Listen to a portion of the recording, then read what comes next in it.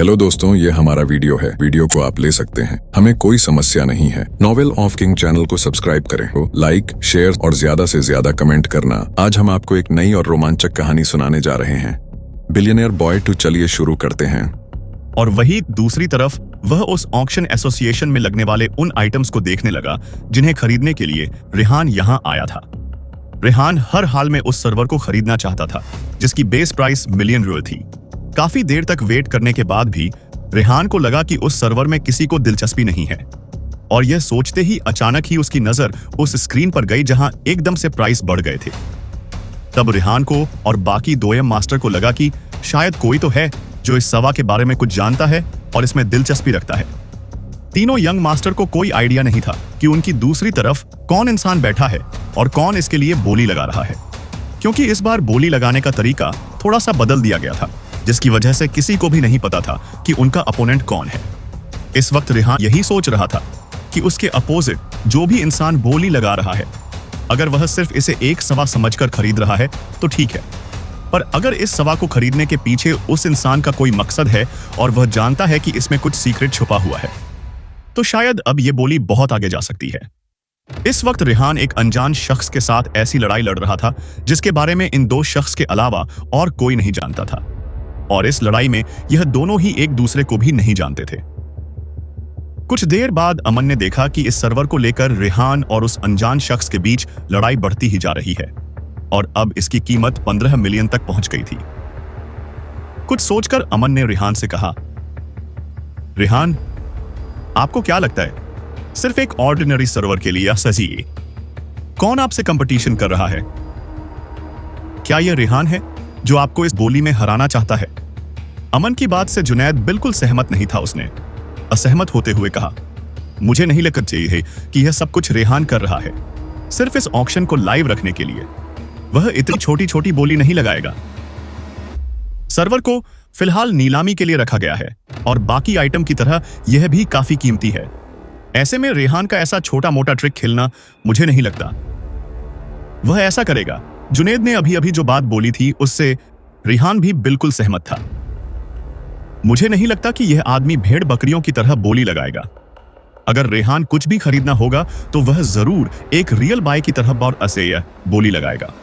जब ये तीनों लोग आपस में डिस्कस कर रहे थे, तभी एक और इंसान उसी सर्वर के लिए बोली लगाने आ गया, और आते ही उसने 2 मिलियन रुपए से बोली को बढ़ा दिया उस सब के लिए। एक और खरीदार को देखकर तीनों यंग मास्टर एकदम हैरान रह गए। तभी कुछ सोचकर अमन ने बाकी 2 यंग मास्टर से कहा, हो ना हो, पर मुझे लगता है कि यह आदमी यहां पर सिर्फ बलि का बकरा बनने आया है। अमन ने यह बात इसलिए कही थी क्योंकि पहले ही वह दूसरा कंपट रेहान के लिए मुश्किलें खड़ी कर रहा था, और अब यह आदमी कहीं से बीच में आकर इन दोनों के बीच का कंपटीशन खत्म करने की कोशिश कर रहा था और खुद एक नया कंपट बन रहा था।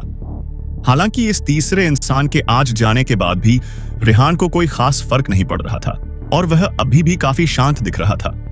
रेहान ने अपने चेहरे पर मुस्कान लाते हुए इस बार 1 मिलियन रुपए से बोली को बढ़ा दिया था। धीरे धीरे एक एक कदम फूंक फूंक कर रख रहा था ताकि किसी को भी यह अंदाजा ना हो कि रेहान इस सर्वर को लेने के लिए ज्यादा डेस्परेट है।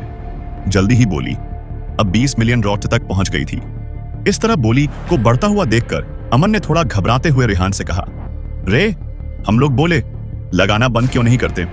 मुझे सच में लगता है कि यह सिर्फ एक सर्वर का सेट है, इससे ज्यादा कुछ नहीं, और यह हमारे लिए कोई खास काम का भी नहीं है। मुझे नहीं लगता कि सिर्फ एक सर्वर के लिए हमें इतने ज्यादा पैसे खर्च करने चाहिए। रेहान पहले ही आज 200 मिलियन रुपए खर्च कर चुका था, और इससे भी ज्यादा उसने यह रुपए एक यूजलेस सुपरस्टार के लिए खर्च किए थे, और अब उसे बचाने के लिए पहले ही बहुत ज्यादा एफर्ट लगा रहा है। यह सब कुछ सच में घाटे का सौदा था, और अब भी रेहान मान नहीं रहा है। अभी भी वो एक सॉफ्ट के सेट को खरीदने के लिए इतने ज्यादा पैसे देने को तैयार है। इसीलिए अमन ने रेहान को अब रुक जाने के लिए कहा, पर रेहान ने अपनी गर्दन ना में हिला दी और अमन से कहा, मैंने डिसाइड कर लिया है, मुझे जो चाहिए वह मैं लेकर रहूंगा। अभी तक इसकी कीमत सिर्फ 20 मिलियन रप हुई है, और आगे अगर इसकी कीमत बढ़ भी जाती है तो भी मेरे लिए कोई बड़ी बात नहीं है। ऐसा नहीं है कि मैं इतने पैसे अफोर्ड नहीं कर सकता हूं, इसलिए मुझे चिंता करने की कोई जरूरत नहीं है। अब जब रेहान ने डिसाइड कर लिया था तो फिर अमन क्या कह सकता था, क्योंकि यह तो पक्का था कि रेहान बीच में इस बोली को नहीं छोड़ेगा। एकदम से इस 100 के लिए बोली को भरते हुए देखकर जुनैद ने बहुत ही अजीब ढंग से कहा, मुझे अब ये कंपटीशन कुछ इंटरेस्टिंग सा लग रहा है, लेकिन क्या सच में इस सर्वर के अंदर कुछ है? रेहान ने अपने कंधे उचकाकर लापरवाही से कहो, किसी पता पर मेरे साथ कंपटीशन कर रहे हैं। इन दो लोगों के बिहेवियर को देखकर लग रहा है कि जरूर कुछ खास है, इसीलिए ये लोग अभी तक इस बोली में टिके हुए हैं। आखिरकार इस सर्वर को उस मिस्टीरियस ईओ टेक्नोलॉजी कंपनी ने बनाया था, और वैसे भी अभिमन्यु ने लोगों को पहचान लिया और उनको इसके बारे में बता दिया। तो इसका यह मतलब नहीं है कि बाकी लोग इस बारे में कुछ नहीं जानते होंगे या उन्हें इस बारे में नहीं पता होगा।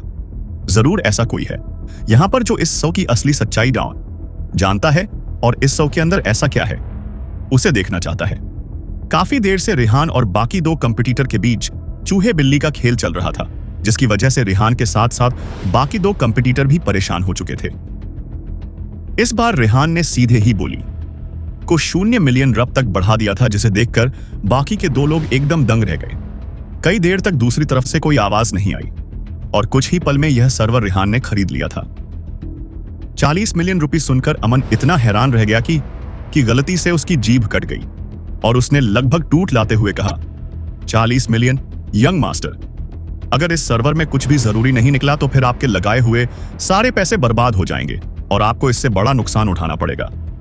अमन की बात सुनकर भी रेहान ने लापरवाही से कहा, मुझे इन सब की कोई परवाह नहीं है, वैसे भी मैं पहले ही इसे खरीद चुका हूं। एक तरफ समवसाई मन रेहान और जुनैद इस सर्वर को लेकर बातें कर रहे थे, तो वहीं दूसरी तरफ सिया वापस हाजो आइलैंड के ऊपर जाने के लिए बेसब्र हो रही थी, क्योंकि वह हर हाल में अपनी बेस्ट फ्रेंड को ठीक करना चाहती थी। और वैसे भी रेहान को जो चीज पसंद थी उसने पहले ही वह खरीद ली थी, और अब इसे बाकी के 2 दिन और यहां रुकने का बिल्कुल मन नहीं था, और सिया को भी यहां रुकने में कोई दिलचस्पी नहीं थी। असल में रेहान चाहता था कि सिया अपनी शूटिंग से बाहर निकलकर थोड़ा एंजॉय करें, और किसने सोचा था कि यहां आकर सिया को इतना बड़ा झटका लगेगा। सिया ने अमन और जुनैद को बाय कहा और वापस रेहान और उसके आदमियों के साथ उस आइलैंड के ऊपर आ गई। अमन और जुनैद को अभी भी कुछ सामान खरीदना था, इसलिए वह लोग रेहान के साथ वापस नहीं आए और उसी क्रूज के ऊपर अरे ठहर गए। लगभग आधी रात हो गई थी और अभी तक रेहान होटल में नहीं पहुंचा था। हालांकि रेहान की आंच के ऊपर ही लग्जरी बेडरूम था, उपाय दोष, जो किसी होटल के बेडरूम से काफी ज्यादा अच्छा था। रेहान काफी थक चुका था, इसलिए वह इस वक्त होटल में नहीं जाना चाहता था और उसने वहीं पर आराम करना सही समझा। सिया और अवनी के लिए सोने का इंतजाम करने के बाद रेहान की नींद एकदम से गायब हो गई थी। रेहान के मन में एक अलग ही उथल पुथल चल रही थी। वह खड़ा होकर उस याच के स्टोर रूम में गया जहां पर वह सवा रखा हुआ था। रेहान के सबऑर्डिनेट होने की वजह से मैगी और अभिनव हमेशा उसे फॉलो करते थे। अगर रेहान आराम नहीं करता था तो वे लोग भी उसे अकेला नहीं छोड़ते थे। स्टोर रूम में पहुंचने के बाद रेहान, मैगी और अभिनव तीनों उस सर्वर के पास स्किल बनाकर खड़े हो गए। असल में रेहान को बिल्कुल भी नहीं पता था कि इस तरह की एडवांस टेक्नोलॉजी को इक्विपमेंट किस तरह से इस्तेमाल किया जाता है। हालांकि यह टेक्नोलॉजी अभी की ना होकर कुछ साल पहले की थी, फिर भी रेहान को इस्तेमाल के बारे में नहीं पता था। वैसे तो हर 1.5 साल में कंप्यूटर बदल जाते हैं, पर इसे जियो टेक्नोलॉजी कंपनी ने जो सवा बनाया था वह काफी एडवांस लेवल का था और किसी भी तरह से इस सर्वर को आउटडेटेड तो कह ही नहीं सकते थे। रेहान ने बिना समय बर्बाद किए अपने दोनों सबऑर्डिनेट की तरफ देखते हुए कहा, क्या तुम दोनों में से किसी को पता है कि इसे कैसे स्टॉप किया जाता है? रेहान का सवाल सुनते ही अभिनव ने तुरंत उससे कहा, यंग मास्टर, मुझे करने दीजिए, मुझे सर्वर के बारे में थोड़ा बहुत पता है। अभिनव की बात सुनकर रेहान ने अपने कदम पीछे कर लिए ताकि अभिनव आराम से अपना काम कर सके। इस तरह के सवा को स्टार्ट करने के लिए काफी ज्यादा इलेक्ट्रिसिटी की जरूरत होती है और किस्मत से उस सिंगल हंड वेल के ऊपर इतनी इलेक्ट्रिसिटी थी जो इस सवा को शुरू करने के लिए काश थी। अपने जल्दी से सर्वर को इलेक्ट्रिसिटी से कनेक्ट किया और कुछ ही देर में सर्वर ऑपरेट होना शुरू हो गया। सर्वर के स्टार्ट होने के वक्त जिस तरफ अभिनव खड़ा था उसी तरफ स्क्रीन थी और जैसे ही अभिनव की स्क्रीन के ऊपर नजर गई तो वह एकदम से दंग रह गया और कुछ देर तक उसके मुंह से कुछ नहीं निकला। कुछ देर बाद उसने थोड़ी शरारती मुस्कुराहट देते हुए रेहान से कहा, यंग मास्टर कार्तिक, मुझे डर लग रहा है, यह सोचकर कि शायद इस सब में जो स्टोर किया गया है उससे आप आज रात को नहीं देख पाएंगे। रेहान को अभिनव के बाद समझ नहीं आए और उसने कंफ्यूज होते हुए कहा, तुम कहना क्या चाहते हो? रेहान का सवाल सुनकर अभिनव ने स्क्रीन की तरफ पॉइंट करते हुए कहा, इस सिस्टम के अंदर पासवर्ड सेट किया गया है। अगर मुझे पासवर्ड नहीं पता होगा तो शायद मैं आपको सर्वर के अंदर क्या है यह नहीं बता पाऊंगा। अभिनव की बात सुनकर रेहान को कोई खास हैरानी नहीं हुई थी, क्योंकि वह जानता था कि इतनी बड़ी मिस्टीरियस कंपनी का सर्वर होने की वजह से इसमें पासवर्ड होना लाजमी था, और जिस हिसाब से इसे सीक्रेट ही बेचा जा रहा था तो जरूर इसमें कुछ बड़ी और इंफॉर्मेशन की बात होगी। वहीं दूसरी तरफ अभिनव को इन सब के बारे में काफी कुछ पता था, पर वह इतने बड़े लेवल के ऊपर पासवर्ड को क्रैक नहीं कर सकता था। हालांकि अब यह पासवर्ड अगर रेहान को उसे सीक्रेट इंफॉर्मेशन पर पहुंचने से रोक रहा है तो भी रेहान को ज्यादा फर्क नहीं पड़ रहा था। भले ही अभिनव इस पासवर्ड को क्रैक नहीं कर सकता था, पर रेहान के पास कोई था जो आराम से इस पासवर्ड को क्रैक कर सकता था। रजत काफी टाइम से अपने टैलेंट को इस्तेमाल नहीं कर पा रहा था। इस वजह से वह काफी ज्यादा बोर हो रहा था और पूरे दिन कंपनी में उसके पास करने के लिए कोई काम भी नहीं था। ऐसे में रेहान अब रजत को यहां इस हिज्जू में बुलाकर आराम से उसके टैलेंट का इस्तेमाल कर सकता था। कुछ सोचकर रेहान ने अपने दोनों सबॉर्डिनेट से कहा, अब इसके अंदर पासवर्ड लगा हुआ है, तो हम लोग रजत के यहां आने का इंतजार करते हैं। वह आकर इस क्रैक करेगा, उसके बाद ही हमें कुछ मालूम चलेगा कि इसमें क्या छुपा हुआ है। आधी रात का समय था। रेहान को नींद नहीं आ रही थी। रेहान के दिमाग में इस वक्त सिर्फ और सिर्फ सर्वर के बारे में ही चल रहा था। ज्यादा समय जाहिर किए बिना रेहान जल्दी से उस स्टोर रूम में गया और उस शो को ओपन करने की कोशिश करने लगा जिसमें उसकी मदद अभिम कर रहा था, पर पासवर्ड प्रोटेक्टेड होने की वजह से अभिम इसमें उसकी कोई मदद नहीं कर सकता था। हालांकि रेहान को इससे ज्यादा टेंशन नहीं थी। कयक उसका राइट हैंड, उसका बेस्ट हैकर रजत अभी भी पूरी वफादारी से उसके लिए काम कर रहा था। रेहान ने सोचा कि इस काम को वम रजत से करवा लेगा। यही सोचकर रेहान ने अभिनव और मैगी से कहा, यह सर्वर पासवर्ड प्रोटेक्टेड है, इसीलिए हम लोग रजत का इंतजार करते हैं। मैं जल्दी ही उसे यहां बुला रहा हूं, उसके बाद ही हम आगे कुछ देखेंगे। रजत को यहां बुलाने की बात अभिम को भी काफी सही लगी। उसने तुरंत रेहान से कहा, यह सही रहेगा, यह मास्टर रजत इस काम को आसानी से कर सकता है। अगर इस दुनिया में कोई ऐसा है जो बहुत ज्यादा टिपिकल पासवर्ड को क्रैक कर सकता है तो डेफिनेटली रजत उनमें से एक है, और रजत के जैसे स्मार्ट लोग बहुत कम होते हैं। अभी म्यू की बात खत्म होने के बाद रेहान ने अपने हाथ में बंधी हुई घड़ी की तरफ देखा, जिसके हिसाब से सुबह लगभग हो चुकी थी और रजत शायद अब तक कब का सो गया होगा। पर इसका एक मतलब यह भी था कि यह समय अर्ली मॉर्निंग का था और इस वक्त तक रजत को जागने की आदत थी। एक तरह से कहा जा सकता है कि रजत पूरी रात उल्लू की तरह जागता रहता था और सुबह जाकर सोता था। टाइम देखकर रेहान को लगा कि शायद वह इस वक्त सो रहा होगा, पर फिर भी रेहान ने रजत को कॉल मिला दिया, क्योंकि यहां जो काम था वह भी बहुत ज्यादा जरूरी था। जैसे ही रेहान ने कॉल किया, उसे बिल्कुल उम्मीद नहीं थी कि रजत तुरंत फोन उठा लेगा। फोन उठाते ही रजत ने सीधे कहा, रेहान, इतनी सुबह सुबह आपको मुझसे क्या चाहिए है? रजत की आवाज से ही रेहान समझ गया था कि रजत अभी तक सोने के लिए नहीं गया है, और ऐसा ही हुआ। रजत से अभी तक सोने के लिए नहीं गया था, बल्कि रजत तो कंप्यूटर के बगल में ही खड़ा था, और जैसे ही उसने रेहान का फोन देखा, उसने तुरंत फोन उठा लिया। रजत का सवाल सुनते ही रेहान ने तुरंत उससे कहा, रजत, मैंने यहां पर सवा का एक सेट खरीदा है और यह पूरी तरह से पासवर्ड प्रोटेक्टेड है। मैं चाहता हूं कि तुम आज रात को ही यहां पर आ जाओ और जल्द से सेट कर दो। मैं अभी इमरान से बात करता हूं और तुम्हारे लिए प्लेन अरेंज करवाता हूं। जैसे ही रजत ने रेहान की बात सुनी तो रजत ने बिल्कुल भी नहीं सोचा कि उसे तुरंत आधी रात को हाजो आइलैंड के लिए निकलना होगा, बल्कि वह तो ऐसे ही बहुत ज्यादा एक्साइटेड हो गया। इतने टाइम से कोई भी काम ना करके वह बहुत ज्यादा परेशान हो गया था, पर अब फाइनली उसे अच्छा करने के लिए मिल रहा था। रजत से बात करने के बाद रेहान ने तुरंत इमरान को फोन किया और उससे एक प्लेन को अरेंज करने के लिए कहा, और जितना जल्दी हो सके रजत को उस प्लेन से यहां आने के लिए कहा। रजत के यहां आने के लिए अरेंजमेंट करने के बाद रेहान ने मैगी और अभिनव से कहा, बहुत ज्यादा रात हो गई है, तुम दोनों आज इस अब जाकर आराम करो। अब और ज्यादा मेरे लिए इंतजार करने की जरूरत नहीं है।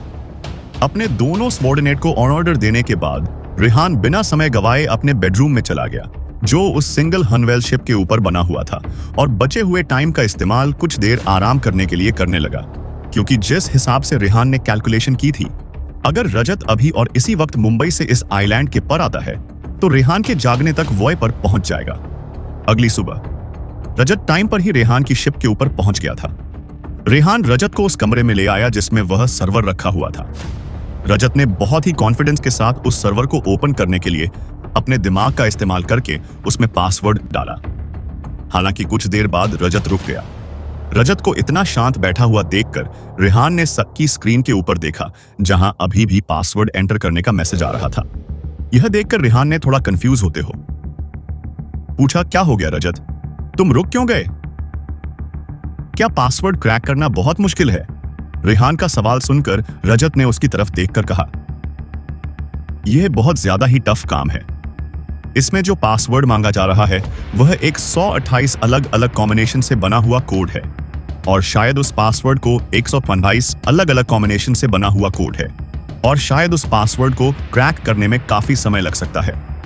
मुझे यह बहुत ही ज्यादा कठिन काम लग रहा है। रजत की बात सुनकर रेहान ने थोड़ा सीरियस होकर पूछा, कितना टाइम लग सकता है? रजत ने रेहान से कहा, मैं इस बात के लिए कुछ भी पक्का नहीं कह सकता हूं। हो सकता है कि 5 महीने लग जाए या फिर 1 साल भी। यह बात सुनकर रेहान की आंखों की बोहें एकदम चढ़ गई क्योंकि उसने बिल्कुल उम्मीद नहीं की थी कि इतना ज्यादा टाइम लग सकता है। रेहान को इतना सीरियस देखकर रजत ने मुस्कुराते हुए कहा, पर आप चिंता मत कीजिए, इस तरह के 100 पासवर्ड मैंने पहले भी क्रैक किए हैं। यह सच है कि इसे क्रैक करना बहुत ज्यादा मुश्किल का काम है, इसीलिए मैं सोच रहा हूं कि मैं इसे लूप होल के जरिए हैक करूं। हो सकता है जल्दी भी हो जाए। रजत की बात सुनकर रेहान ने भी हंसते हुए उससे कहा, क्या यार, तुमने तो मुझे डरा ही दिया था। दोबारा मेरे साथ ऐसा मजाक मत करना। अब जल्दी से काम शुरू करो। तुम किसका इंतजार कर रहे हो? मैं बिल्कुल भी इंतजार नहीं कर सकता हूं। मुझे हर हाल में जल्दी जल्दी जानना है कि इस सब के अंदर क्या स्टोर किया गया है।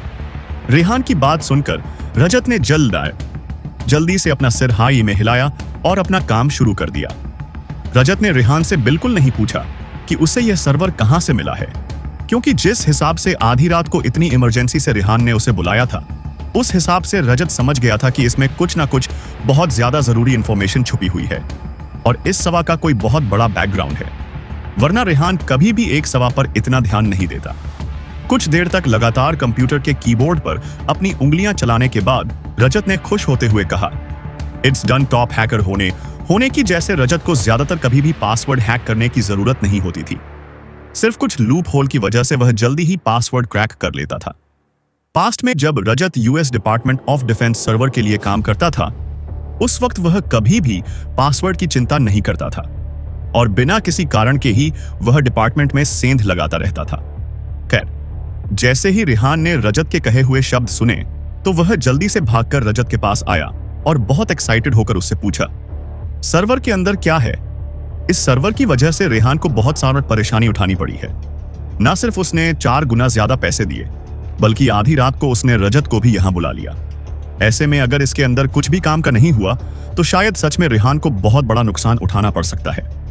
हालांकि जब रेहान ने रजत से पूछा कि सर्वर के अंदर क्या है, तो रजत ने काफी देर तक कोई जवाब नहीं दिया। इस वक्त रजत को देखकर ऐसा लग रहा था जैसे वह मोशनलेस हो चुका है। अब रेहान ने बहुत ज्यादा क्यूरियस होते हुए पूछा, रजत क्या हुआ है? तुम कुछ बता क्यों नहीं रहे हो? जब रजत ने कोई जवाब नहीं दिया तो रेहान खुद स्क्रीन के सामने आकर कंप्यूटर स्क्रीन पर देखने लगा, जहां पर बहुत सारा डाटा भरा हुआ था, पर इसमें रेहान को कुछ भी समझ नहीं आ रहा था।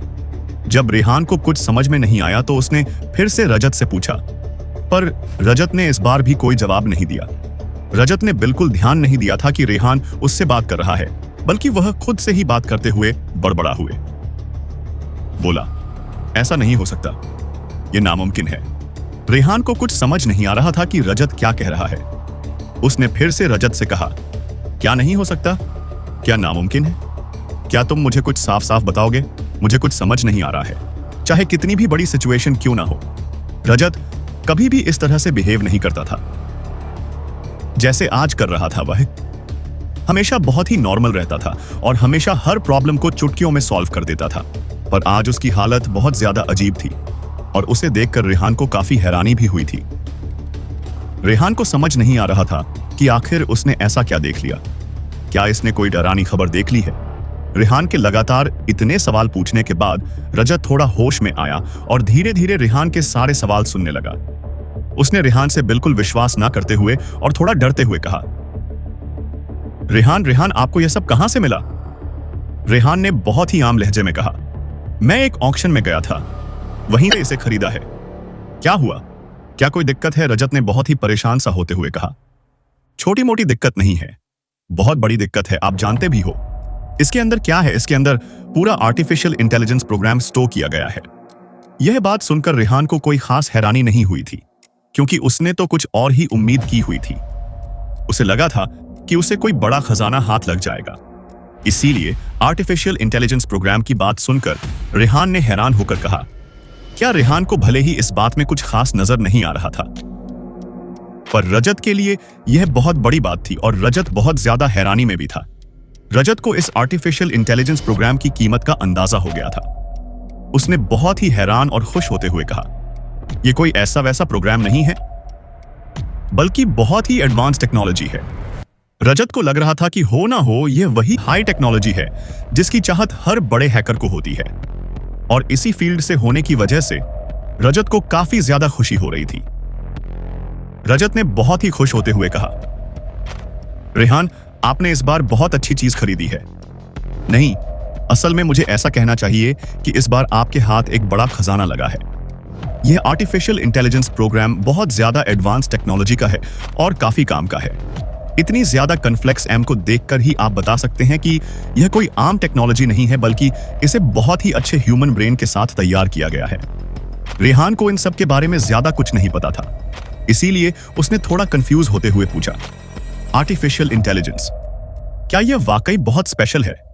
रेहान का सवाल सुनकर रजत ने थोड़ा हैरान होते हुए कहा, यंग मास्टर, आपको थोड़ा सा भी अंदाजा नहीं है कि यह कितना काम का है। आप मुझसे पूछ रहे हैं कि यह स्पेशल है कि नहीं। मैं आपको बता दूं कि यह स्पेशल से भी बहुत ज्यादा स्पेशल है। सच कहूं तो अगर मैं इस डिवाइस और इसके डाटा को आर्टिफिशियल लाइफ कहूं तो भी मुझे ज्यादा कोई हैरानी नहीं होगी। पर इस तरह रजत को बीच में ही अपनी बात अधूरी छोड़ते हुए देखकर रेहान ने थोड़ा परेशान होते हुए पूछा। पर क्या रजत ने अपनी बात जारी रखते हुए कहा, इतनी हाई लेवल आर्टिफिशियल इंटेलिजेंस को इस तरह से एक एस में स्टोर करने का कोई सेंस नहीं है। रजत को पूरा विश्वास था कि अभी अभी उसने जो सर्वर में देखा है वह कोई आम टेक्नोलॉजी नहीं है, बल्कि आजकल की टेक्नोलॉजी से बहुत ज्यादा हाई लेवल की और एडवांस टेक्नोलॉजी है।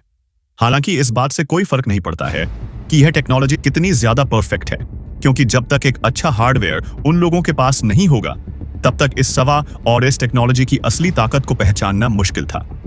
रेहान को कुछ खास समझ नहीं आया और उसने पूछा, तुम क्या कहना चाहते हो?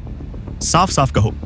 इस बार रजत ने बहुत ही साफ और सिंपल भाषा में रेहान को समझाया, अगर आप इस आर्टिफिशियल इंटेलिजेंस प्रोग्राम की असली ताकत को देखना चाहते हैं और उसका पूरा फायदा उठाना चाहते हैं तो आपके पास एक एडवांस सुपर क्वांटम कंप्यूटर होना जरूरी है। बिना एक सुपर कंप्यूटर के इसकी असली ताकत को नहीं जाना जा सकता है। जहां एक तरफ रजत सर्व की इंफॉर्मेशन और उसमें छुपी हुई उस high level artificial intelligence technology को देखकर बहुत ज्यादा हैरान था और खुश था, वहीं दूसरी तरफ रेहान को ज्यादा कुछ खास हैरानी नहीं हो रही थी, बल्कि उसे तो ज्यादा कोई दिलचस्पी भी नहीं आ रही थी। हाँ, यह जरूर था, जब रजत ने इस आर्टिफिशियल इंटेलिजेंस प्रोग्राम की खासियत रेहान को बताई तो रेहान भी थोड़ा सा इंटरेस्टेड हो गया और इसके बारे में रजत से और बातें जानने लगा। फिलहाल रजत और रेहान के सामने सबसे बड़ी परेशानी यह थी कि इतने high level artificial intelligence programme को चलाने के लिए उन लोगों को एक सुपर कंप्यूटर चाहिए था, क्योंकि उसके बिना यह लोग कभी भी इस आर्टिफिशियल इंटेलिजेंस प्रोग्राम की पूरी जानकारी नहीं ले पाएंगे और ना ही इन्हें कभी यह पता चलेगा कि इस प्रोग्राम में असल में कितना बड़ा और एडवांस टेक्नोलॉजी का पूरा भंडार छुपा हुआ है, जिसका इस्तेमाल कर रेहान इस दुनिया पर राज कर सकता है। इस वक्त रेहान बहुत ज्यादा परेशान था। अगर इस वक्त ईओ टेक्नोलॉजी कंपनी ने जो इतना बड़ा super model artificial intelligence create किया है उसके बारे में बात नहीं करें तो भी फिर इतनी हाई टेक्नोलॉजी को एक नॉर्मल सर्वर में भला कोई कैसे रख सकता है और कैसे इसे इस तरह से नीलामी के लिए छिपकर उस ऑप्शन एसोसिएशन में बेचा जा सकता है। एकदम से इस अगो टेक्नोलॉजी कंपनी का एकदम रहस्यमय तरीके से गायब हो जाना और गायब होने के बाद भी अपने इतने सालों की मेहनत को इस तरह खुले में बाहर सिर्फ एक सॉस के अंदर छोड़ देना, यह पूरा मामला इस वक्त आसपास के माहौल को बहुत ज्यादा अजीब बना रहा था।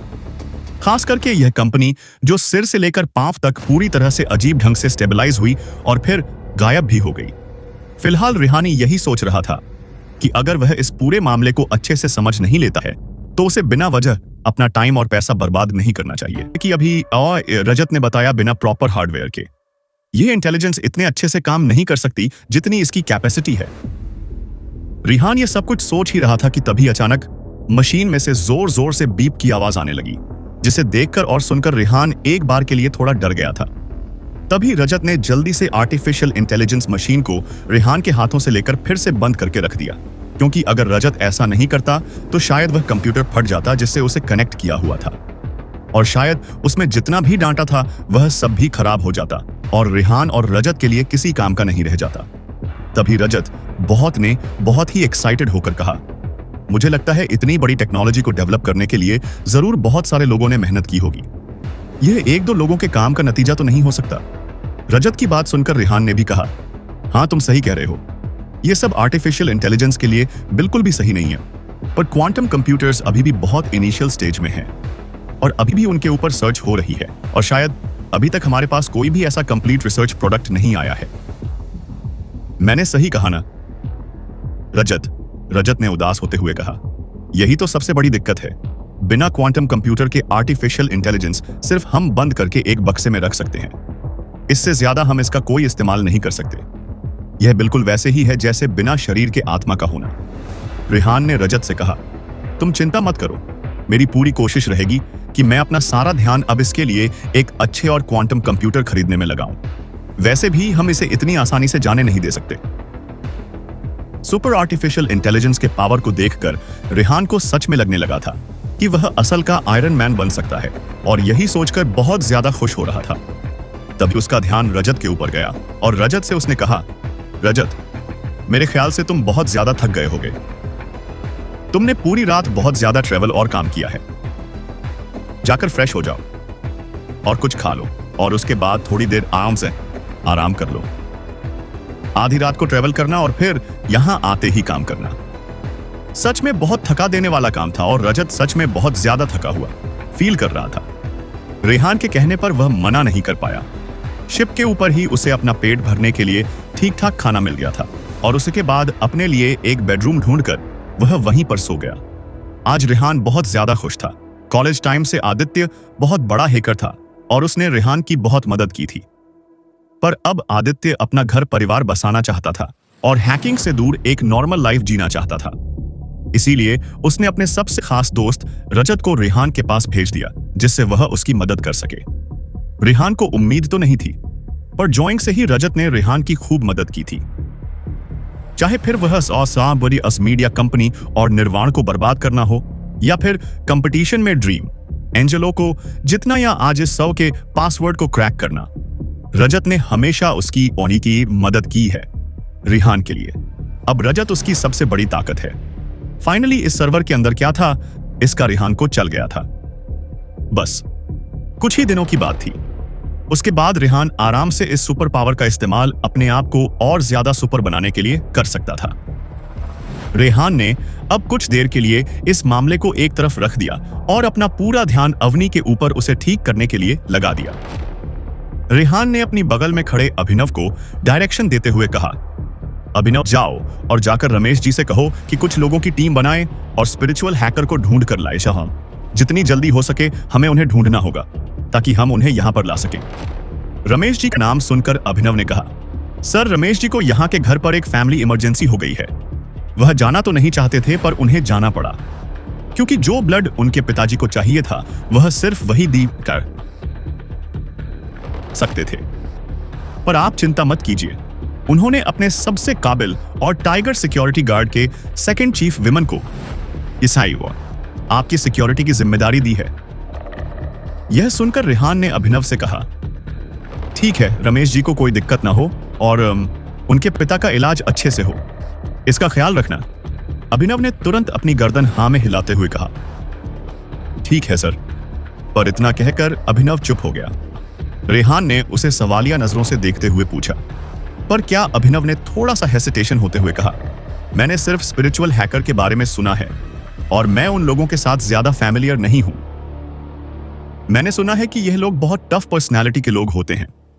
अगर उन लोगों ने यहां आने से मना कर दिया तो फिर हम क्या करेंगे? यह तो जग जाहिर है कि कोई भी काबिल इंसान ऐसे ही किसी के बुलाने पर नहीं आ जाता।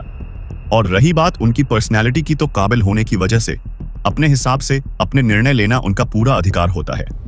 और फिर यह स्पिरिचुअल हैकर अपने आप में बहुत कम होते हैं। इसीलिए अभिनव ने अभी अभी जो कहा वैसा हो भी सकता है, पर रेहान को विश्वास था कि कहीं ना कहीं वह अभी भी इन लोगों से इनके मुताबिक डील कर सकता है। जब अभिनव ने रेहान को सोचते हुए देखा तो उसने अपने हिसाब से कुछ कहने की कोशिश की। क्यों ना मैं उसे बांधकर यहां पर ले आऊं? अगर वह खुद यहां नहीं आए तो रेहान ने अपना हाथ दिखाते हुए अभिनव को ऐसा कुछ भी करने से मना कर दिया और उससे कहा, हम किसी को भी इस तरह फोर्स नहीं कर सकते हैं।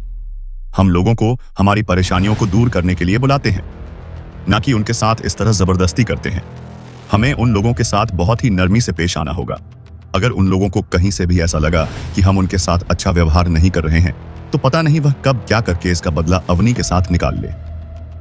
अभिनव रेहान की बात समझ गया था। उसने रेहान की बात से एग्री होते हुए कहा, आप चिंता मत कीजिए यंग मास्टर, मैं उन लोगों के साथ एकदम नरमी से ही बात करूंगा और अपने एटीट्यूड को भी थोड़ा सा नरम रखूंगा। अभिनव की बात सुनकर रेहान ने एक पल के लिए सोचा और उससे कहा, कैसा हो, अगर जब भी तुम लोग उन्हें ढूंढ लो और वह लोग आने से मना कर दे तो तुम उन लोगों के टच में रहना और मुझे बता देना। मैं पर्सनली उन लोगों को इनवाइट करूंगा। अभिनव ने अपनी गर्दन हाँ में हिलाते हुए कहा, आप सही कह रहे हैं यंग मास्टर, मैं समझ गया। अभिनव अपनी बात कहकर वहां से मुड़ा और उस शिप से बाहर उतर गया। उसे होटल जाकर विमन को ढूंढना था और अपने साथ कुछ लोगों को वहां लेकर जाना था। अभिनव ने पहले ही कुछ जगहों का पता कर लिया था जहां पर इस तरह के स्पिरिचुअल कर रहते हैं। किस्मत से रेहान ने विमन और बाकी लोगों को यहां बुला लिया था। इस वजह से उन लोगों के लिए अब यह काम करना बहुत ज्यादा आसान हो गया था। अगर विमन और बाकी लोग यहाँ नहीं होते तो शायद अभिनव कभी भी इतनी सारी जगहों पर एक साथ उन हैकर को ढूंढने में कामयाब नहीं हो पाता। जैसे ही सिया जगी और जगत बाहर आई तो उसने देखा कि अभिनव कहीं जा रहा है। उसे जाता हुआ देखकर सिया ने रेहान से पूछा, रेहान, क्या अभिनव उन स्पिरिचुअल हैकर को ढूंढने जा रहा है? सिया को जगा हुआ देखकर रेहान ने उसे कहा, हाँ, अभिनव उन्हीं को ढूंढने गया है ताकि जल्द से जल्द हम आनी को ठीक कर सके। अरे हाँ, मैं तो पूछना ही भूल गया, अब अपनी कैसी है? सिया ने बहुत ही परेशान होते हुए जवाब दिया, फिलहाल तो अभी सो रही है पर उसकी दिमागी हालत बहुत ज्यादा खराब है। कल रात से ही उसे देखकर ऐसा लग रहा है जैसे वह बेहोशी की हालत में है। सिया को परेशान देखकर रेहान ने उससे कहा, तुम ज्यादा परेशान मत हो, तुम्हारे सामने ही अभिनव उन लोगों को ढूंढने के लिए गया है। जैसे ही वह लोग उसे मिल जाएंगे मैं खुद पर्सनली उन्हें इनवाइट करूंगा ताकि वह लोग अपने को जल्दी से जल्दी ठीक कर दे। रेहान की बात सुनकर सिया ने बहुत ही कॉन्फिडेंस के साथ कहा, हाँ रेहान, मुझे तुम पर पूरा विश्वास है। सिया को इस वक्त ऐसा लग रहा था जैसे इस दुनिया में ऐसा कुछ भी नहीं है जो रेहान ना कर सके। उसी वक्त मैगी वहां पर आ गई और उसने रेहान से कहा, यंग मास्टर, यह आपके नाश्ता करने का समय है। असल में मैगी ने बोट के ऊपर जो किचन और सामान था उसी का यूज करके रेहान के लिए ब्रेकफास्ट बना दिया था और उसे लेकर रेहान के पास आ गई थी। एक तरफ अभिनव विमन के साथ उस स्पिरिचुअल करर को ढूंढने के लिए निकल गया था, वहीं दूसरी तरफ सिया जग गई थी और अवनी के लिए परेशानी उसके चेहरे पर साफ नजर आ रही थी।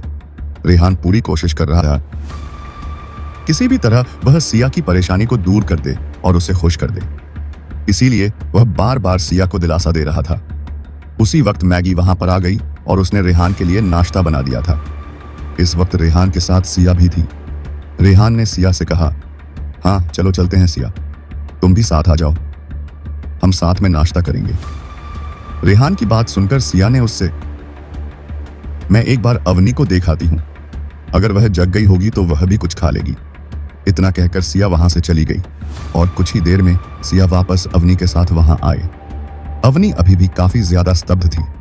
रेहान और बाकी सभी लोग इस वक्त डाइनिंग रूम में पहुंच चुके थे। इस वक्त रेहान के साथ वहां पर मैगी, सिया और अवनी थी जो सिया की तरह ही एक सुपर ब्यूटी थी। तीन बेहद खूबसूरत लड़कियां आकर रेहान के आजू बाजू बैठ गईं और उसके साथ नाश्ता करने लगी। अगर कोई और इस नजारे को देखता तो वह लोग जलन के मारे वहीं पर मर जाते। वहीं दूसरी तरफ अभिनव और विमन अपने आदमियों के साथ उस स्पिरिचुअल हैकर को ढूंढने के लिए निकल चुके थे। और जल्दी ही उन लोगों ने अपना टारगेट यानी उन स्पिरिचुअल हैकर का ठिकाना ढूंढ लिया था। इस वक्त उनके सामने जो इंसान बैठा हुआ था वह स्पिरिचुअल हैकर था, और जिस जगह पर वह इस वक्त रह रहा था वह भी बहुत ज्यादा अजीब थी। खैर, यह बात अच्छी थी कि अभिनव को बहुत हद तक इन लोगों के बारे में ठीक ठाक नॉलेज थी। असल में यह स्पिरिचुअल हैकर एक लड़की थी। इस लड़की को ढूंढने के लिए अभिनव ने पहले ही जगह जगह पर अपने आदमी लगा दिए थे, जहां पर ज्यादातर इस लड़की के होने की उम्मीद होती थी। हालांकि जब अभिनव ने उस लड़की से मिलने की कोशिश की तो उसने अभिनव की रिक्वेस्ट को साफ मना कर दिया। इस वक्त अभिनव के पास और कोई रास्ता नहीं था सिवाय यहां हो रही परेशानियों के बारे में रेहान को बताने के। अभिनव ने जल्दी से रेहान को फोन मिलाया और उससे मजबूर और बेबस होते हुए कहा, यंग मास्टर रेहान, मैंने बहुत कोशिश की पर यह हैकर यहाँ आने के लिए बिल्कुल भी राजी नहीं है। यहाँ तक कि यह तो मुझसे मिल तक नहीं रही है। इसका एटीट्यूड बहुत ही ज्यादा खराब है। मैं चाहते हुए भी कुछ नहीं करता। जैसे ही फोन के दूसरी तरफ रेहान ने यह बात सुनी तो उसने एक गहरी लंबी सांस ली और अभिनव से कहा, ठीक है, अगर वह यहाँ पर आने के लिए राजी नहीं है तो मैं खुद वहां पर आता हूं और उसे मनाने की कोशिश करता हूं। रेहान का जवाब सुनकर अभिनव ने उसके आने का इंतजार करने का कहकर फोन रख दिया।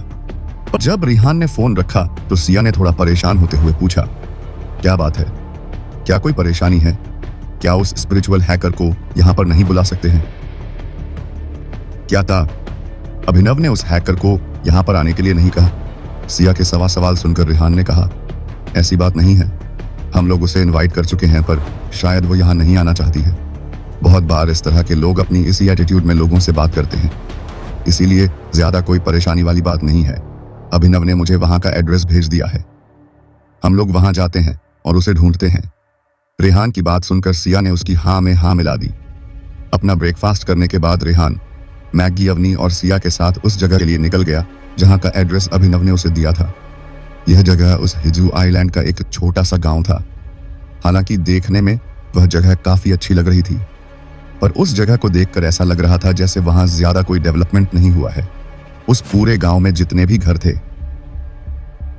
20 से 30 साल पुराने लग रहे थे और दिखने में भी काफी पुरानी सी बिल्डिंग थी। जैसे ही रेहान और बाकी सब उस जगह पर पहुंचे तो अभिनव पहले ही उनका इंतजार वहां पर कर रहा था। रेहान को गाड़ी से उतरता हुआ देखकर अभिनव जल्दी से भागकर रेहान की तरफ गया और उसे ग्रीट किया।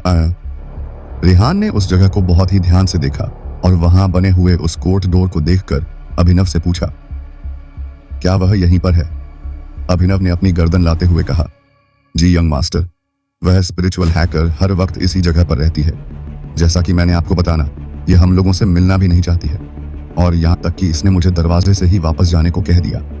यह सब देखकर अभिनव थोड़ा सा हैरान था, क्योंकि जब वह अपने यंग मास्टर के लिए काम कर रहा था तो ऐसा पहली बार हुआ था कि किसी ने उसे दरवाजे से ही वापस बाहर भेज दिया हो। असल में अभिनव को इस बात का बुरा नहीं लग रहा था कि उसे दरवाजे से ही बाहर भेज दिया गया था, बल्कि अभिनव इसलिए थोड़ा सा परेशान था कि उसकी यंग मास्टर ने उसे एक काम सौंपा और अभिनव उसे कर नहीं पाया। शायद यह उसके लिए काफी बड़ा ऑफेंस था। यही सब कुछ सोचकर अभिनव को बहुत ज्यादा बुरा लग रहा था। एक छोटी सी बात के लिए उसके यंग मास्टर को खुद इतनी दूर यहां आना पड़ा और यह सोचकर उसने रेहान से माफी मांगते हुए कहा, मुझे माफ कर दीजिए यंग मास्टर, हम सब ऑर्डिनेंस एक छोटे से काम को करने में भी नाकामयाब रहे हैं। आप जो चाहे वह सजा मुझे दे सकते हैं। अभिनव को लग रहा था कि ने डायरेक्टली उसे यह काम दिया है तो सारी जिम्मेदारी उसी की बनती है, इसीलिए जो भी सजा मिले वह उसी को मिलनी चाहिए।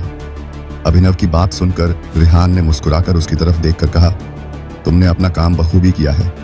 इन स्पिरिचुअल हैकर को ढूंढना ही बहुत बड़ी बात है और यह काम तुमने काफी अच्छे से किया है, इसीलिए परेशान मत हो और बाकी चीजें मुझ पर छोड़ दो। इतना कहकर रेहान उस दरवाजे की तरफ आगे बढ़ गया और दरवाजे को नॉकर करने लगा। कुछ ही देर में अंदर से दरवाजा खुल गया। उस दरवाजे को खोलने वाली एक खूबसूरत यंग लड़की थी। दरवाजा खोलते ही उस लड़की ने रेहान को सवालिया नजरों से देखा और फिर उससे पूछा, आपको किससे मिलना है? यहाँ उस लड़की का सवाल सुनकर रेहान ने बहुत ही विनम्र होते हुए उसे कहा, हेलो, मैं यहाँ पर किसी स्पिरिचुअल हैकर को ढूंढता हुआ आया हूँ। क्या मेरी मुलाकात उनसे हो सकती है? उस लड़की ने गौर से एक बार रेहान को देखा और फिर उससे कहा, मैं ही वह स्पिरिचुअल हैकर हूँ बताए, आपको क्या काम है? जैसे ही उस लड़की ने कहा कि वही स्पिरिचुअल हैकर है तो उसे देखकर रेहान एक बार के लिए एकदम दंग गया। रेहान ने बिल्कुल उम्मीद नहीं की थी कि जिस स्पिरिचुअल हैकर की अभिनव बात कर रहा है असल में वह एक औरत है, और सबसे बड़ी बात वह इतनी ज्यादा यंग और खूबसूरत है। यह लड़की वही स्पिरिचुअल हैकर है। इस बात को कंफर्म करने के लिए रेहान ने पीछे मुड़कर एक बार अभिनव की तरफ देखा, और जब उसने हाँ में अपनी गर्दन हिलाई तो रेहान थोड़ा नॉर्मल होते हुए बोला, मैं आज यहाँ पर इसलिए आया हूँ क्योंकि मेरी एक दोस्त को उसकी स्पिरिट के साथ कुछ प्रॉब्लम है। मैं चाहता हूँ कि रेहान अपनी बात पूरी कर पाता। उससे पहले ही उस लड़की ने रेहान को बीच में ही रुकते हुए उसे अभिनव की तरफ पॉइंट करते हुए पूछा, क्या यह आपके आदमी है? रेहान को समझ नहीं आया कि वह ऐसा सवाल क्यों पूछ रही है, इसीलिए यह सवाल सुनकर को एक बार के लिए थोड़ा हैरान हो गया और फिर जल्दी से खुद को संभालते हुए बोला, हाँ। रेहान का जवाब हमें सुनते ही उस स्पिरिचुअल हैकर ने रेहान से कहा, तो फिर आप लोग वापस चले जाइए, मैं आपकी कोई मदद नहीं कर सकती। और इतना कहकर उस लड़की ने लगभग रेहान के मुंह पर दरवाजा बंद कर दिया था। एक ही पल में यह सब कुछ देखकर रेहान एकदम हैरान रह गया और फिर उसने पीछे मुड़ते हुए वापस अभिनव को देखा और उससे पूछा, क्या तुमने किसी भी तरह से इसे परेशान किया है? अभिनव ने अपने दोनों हाथ बांधकर रेहान से कहा, नहीं अंगमस्ट, यह औरत किसी को भी बोलने का मौका ही नहीं दे रही है। अभिनव की बात सुनकर रेहान थोड़ा सा कंफ्यूज हो गया और कंफ्यूजन में वह अपना सिर खुजाने लगा। ऑब्वियसली उसने बिल्कुल उम्मीद नहीं की थी कि इस इंसान से बात करना इतना ज्यादा मुश्किल होगा, पर रेहान भी अपने इरादों का पक्का था। वह इस तरह से आधे रास्ते से हार मानकर वापस नहीं लौटने वाला था। ने अभिनव से सवाल करते हुए पूछा, तुम इस औरत के बारे में इतना जानते हो और क्या क्या जानते हो? तुम्हें क्या लगता है हम ऐसा क्या करें कि यह हमारी रिक्वेस्ट को मान जाए? रेहान का यह सवाल सुनकर अभिनव ने शर्मिंदगी से अपना सिर नीचे करते हुए रेहान से कहा, मुझे माफ कर दीजिए यंग मास्टर, पर मैं इस औरत के बारे में ज्यादा नहीं जानता हूं। मुझे बस इसके बारे में थोड़ा बहुत ही पता था और बाकी चीजों के बारे में मुझे कोई आइडिया नहीं है। अभिनव की बात सुनकर रेहान सोच में पड़ गया। इस तरह की सिचुएशन उन लोगों के सामने इसी आई थी क्योंकि स्पिरिचुअल हैकर ही वो लोग थे जो अब इनकी आखिरी उम्मीद थी। रेहान को एक बार के लिए ऐसा ख्याल आया कि शायद कहीं ना कहीं अवनी ने किसी के साथ कुछ तो गलत किया है जिसकी वजह से उसके साथ यह सब कुछ हो रहा है, और हो सकता है कि यह स्पिरिचुअल हैकर नहीं चाहती हो कि किसी और की वजह से इसे कोई मुसीबत हो, या फिर अवनी को ठीक करने पर उसके लिए कोई दूसरी मुसीबत खड़ी हो जाए, और शायद इसीलिए वह इन सब से बचना चाहती हैं। रेहान को इतना सोचता हुआ देखकर अभिनव ने थोड़ी हिम्मत कर उसे कहा, यंग मास्टर क्यों ना मैं इसके बारे में आगे इन्वेस्टिगेट करूं। यहाँ स्पिरिचुअल हैकर का बारे में सभी लोगों की समझ बहुत ज्यादा लिमिटेड थी और वैसे भी उनमें से किसी को भी इन स्पिरिचुअल है, पर जैसे लोगों पर ज्यादा विश्वास नहीं था, अभिनव का सवाल सुनकर रेहान ने में अपना सिर हिला दिया और उससे कहा, यह सब कुछ करने में बहुत ज्यादा टाइम लग जाएगा और हमारे पास इतना टाइम नहीं है। हमें आज ही इस लड़की से बात करके इसे मनाना पड़ेगा। अब रेहान को इस बात से कोई फर्क नहीं पड़ रहा था कि वह क्या करेगा जिससे यह स्पिरिचुअल हैकर मान जाए और अवनी को फिर से ठीक कर दे, पर कुछ भी करके रेहान आज इसे मना कर ही रहेगा। विश्वई वहीं दूसरी तरफ रेहान के दिमाग में क्वांटम कंप्यूटर को ढूंढने और आर्टिफिशियल इंटेलिजेंस का इस्तेमाल करने का ख्याल भी चल रहा था, और फिलहाल के लिए सबसे ज्यादा जरूरी अवनी को ठीक करना था। जब उस लड़की ने रेहान के मुंह पर दरवाजा बंद कर दिया तो भी रेहान बिल्कुल गुस्सा नहीं हुआ, बल्कि उसने अपने कपड़ों को ठीक किया और फिर से दरवाजा खटखटाने लगा। अभिनव ने पहले ही उस छोटे से कोर्टयार्ड को चारों तरफ से अपने आदमियों से घेर लिया था, इसलिए इस बात की चिंता बिल्कुल नहीं थी कि वह लड़की कहीं यहां से भाग ना जाए।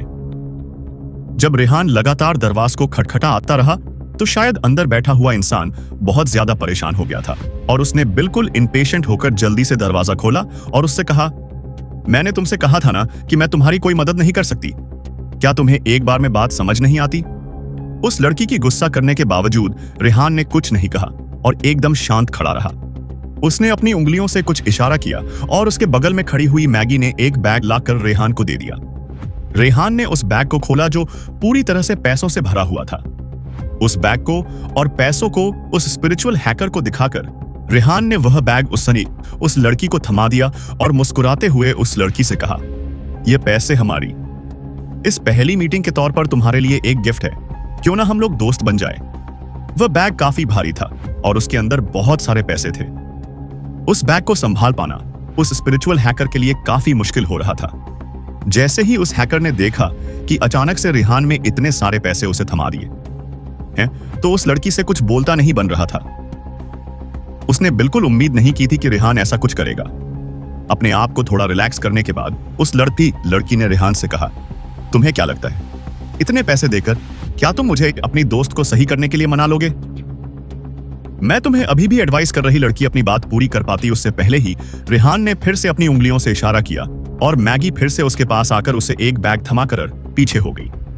रेहान ने इस बार भी वही किया जो उसने पहले किया था।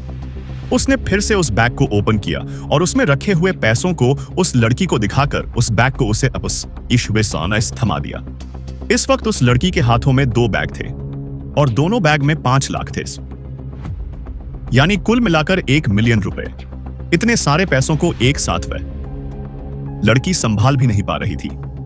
स्पेशली उसकी जैसी इतनी पतली और कमजोर लड़की के लिए एक बैग उठाना भी बहुत ज्यादा मुश्किल था। ऐसे में 2 बैग एक साथ उसे थमाकर कहीं ना कहीं रेहान समझ गया था कि शायद अब यह मान जाएगी। पहले अभिनव ने बहुत देर तक कोशिश की, पर जब वह स्पिरिचुअल हैकर नहीं मानी तो फिर रेहान को खुद वहां आना पड़ा। पर उस लड़की ने रेहान के साथ भी वही किया जो अभिनव के साथ किया था। उसने रेहान के मुंह पर ही दरवाजे बंद कर दिया।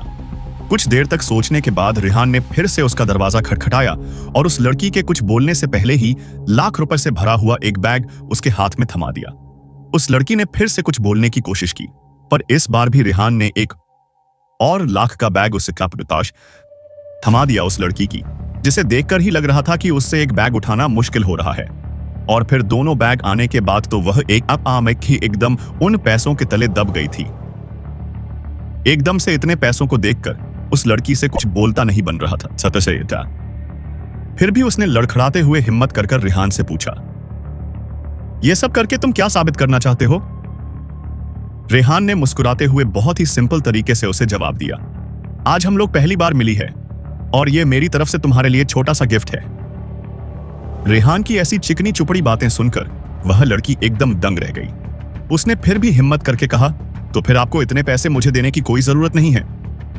आई बात समझ में, रेहान ने तुरंत उसे जवाब देते हुए कहा, बिल्कुल, मैं तुम्हें पैसे ऐसे ही नहीं दे रहा हूं, बल्कि मैं चाहता हूं कि मेरी दोस्त मुझ पर एक न करें। रेहान की बात सुनकर वह स्पिरिचुअल हैकर काफी देर तक कुछ सोचने लगी। उसने अपने सामने खड़े सभी लोगों को देखा और सोचा कि यह लोग हमेशा उसके साथ बहुत ही विनम्रता से बात करते आए हैं।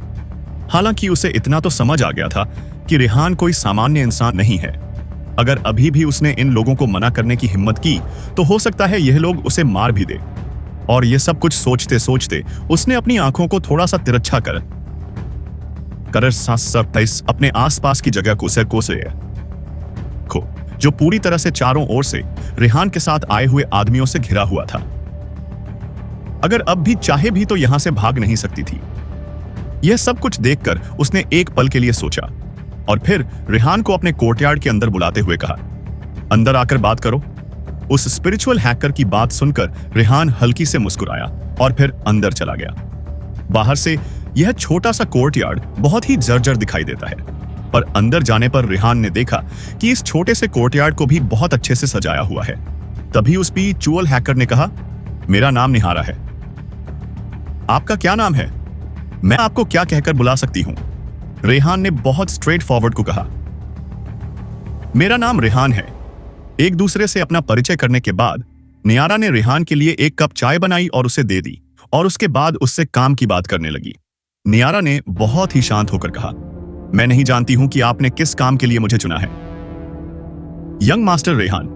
हैकर की बात सुनकर रेहान ने अपने हाथों से कुछ इशारा किया, जिसे देखकर सिया जो अभी तक पूरा टाइम गाड़ी में ही बैठी थी, रेहान का इशारा पाकर अवनी को लेकर उस कोर्टयार्ड में आ गई। उसके बाद रेहान ने उस स्पिरिचुअल हैकर नियारा से कहा, मेरी एक दो दोस्त को किसी ने हिप्नोटाइज कर दिया है।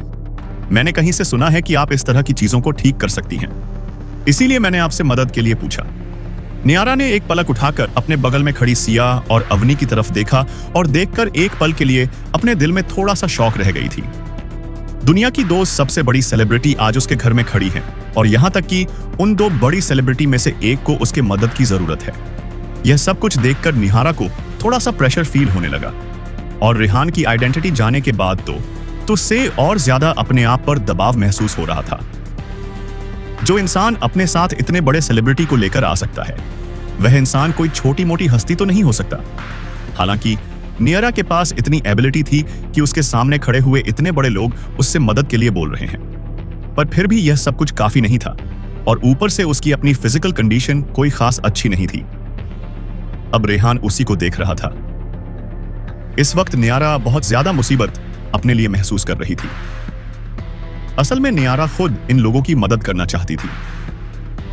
निहारा को इतना सोचते हुए देखकर रेहान ने उसकी तरफ देखा, जिसके चेहरे के एक्सप्रेशन बहुत बदले हुए थे। रेहान ने उससे पूछा, क्या हुआ? देखो, तुम्हें परेशान होने की जरूरत नहीं है। मैं किसी भी तरह की कोई जोर जबरदस्ती तुम्हारे साथ नहीं करूंगा।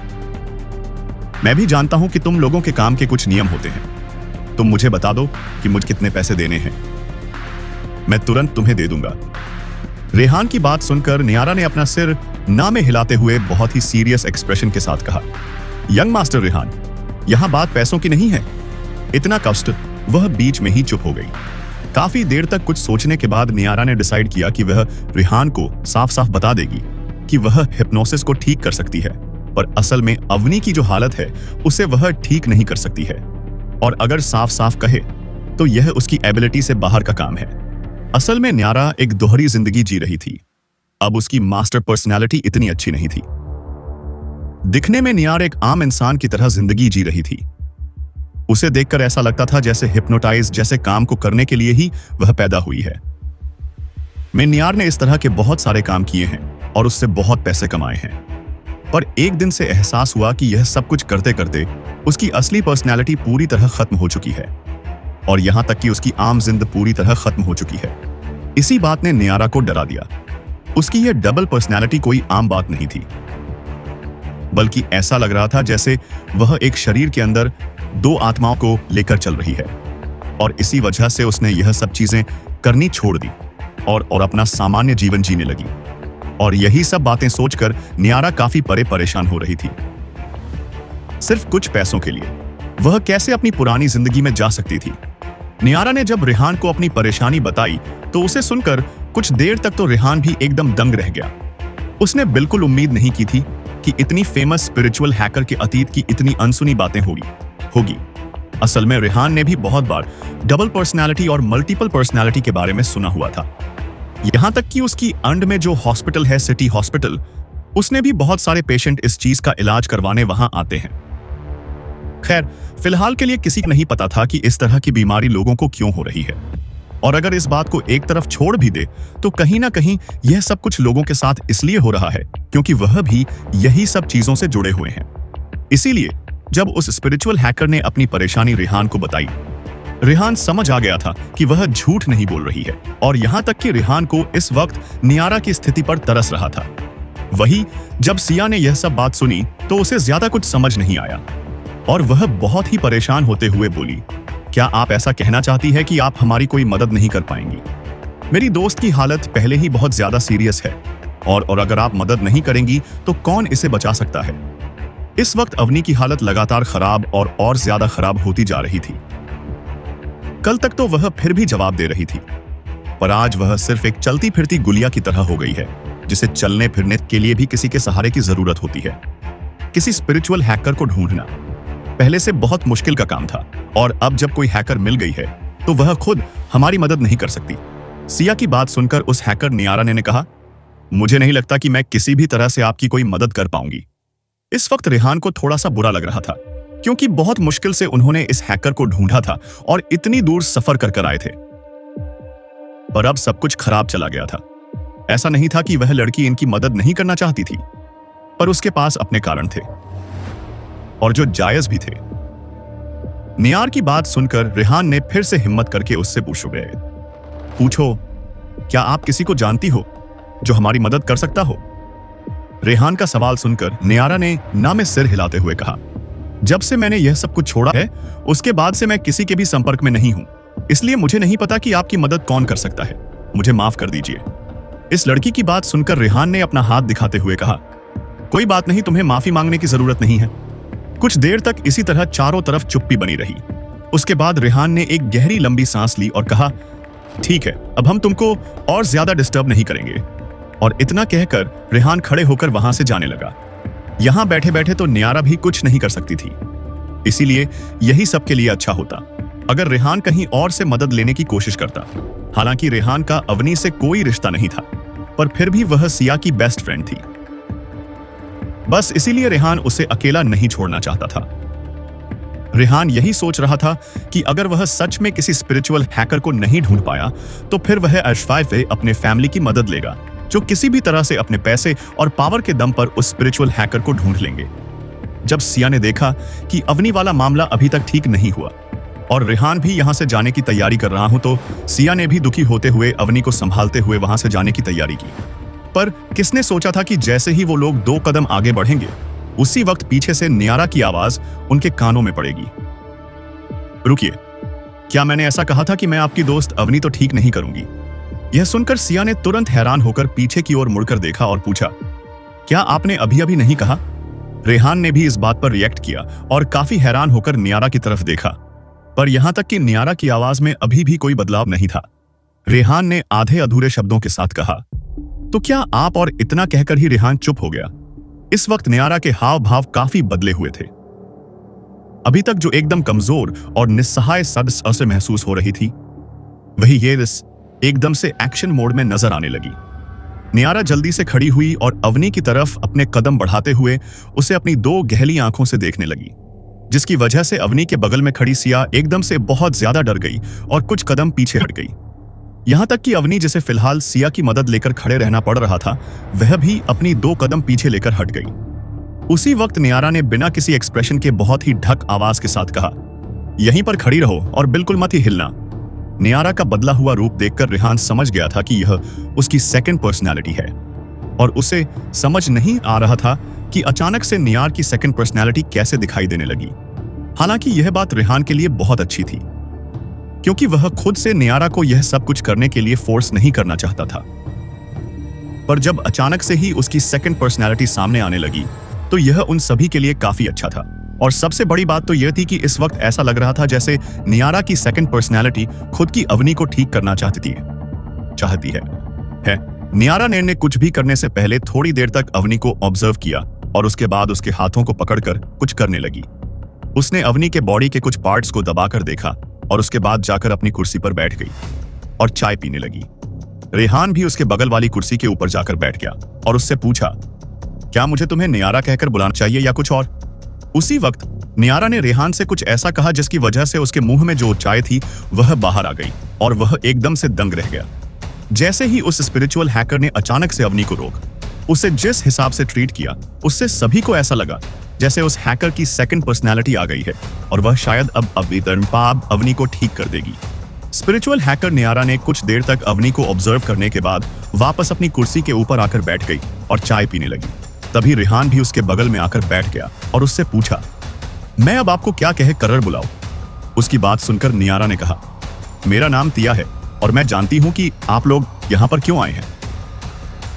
मैं फिलहाल अपनी मैन पर्सनालिटी के अंदर ही हूं और अभी अभी जो मैंने किया सब कुछ सिर्फ एक टूल है मेरे काम करने के तरीके में। जैसे ही ये बात रेहान ने सुनी तो उसके मुंह में जो चाय थी वो एकदम से बाहर आ गई। हालांकि ये सब कुछ काफी जोर था, पर रेहान ने बिल्कुल नहीं सोचा था कि एकदम से इस तरह का टर्निंग पॉइंट आ जाएगा, जिस हिसाब से 2 पर्सनैलिटी एक साथ बदली थी। रेहान तो क्या कोई भी इसके ऊपर कुछ भी रिजेक्ट नहीं कर पा रहा था, और यहां तक कि अब वह स्पिरिचुअल हैकर कह रही थी कि वह अपनी रियल पर्सनैलिटी को ही जी रही है। जो वहां खड़े बाकी लोगों ने स्पिरिचुअल हैकर की बात सुनी तो वे लोग भी एकदम से हैरान रह गए। जो अभी तक अपना नाम न्यारा बता रही थी, वह एकदम से टीयर कैसे हो गई, और एकदम से डबल पर्सनैलिटी चेंज देखकर वह लोग भी दंग रह गए थे।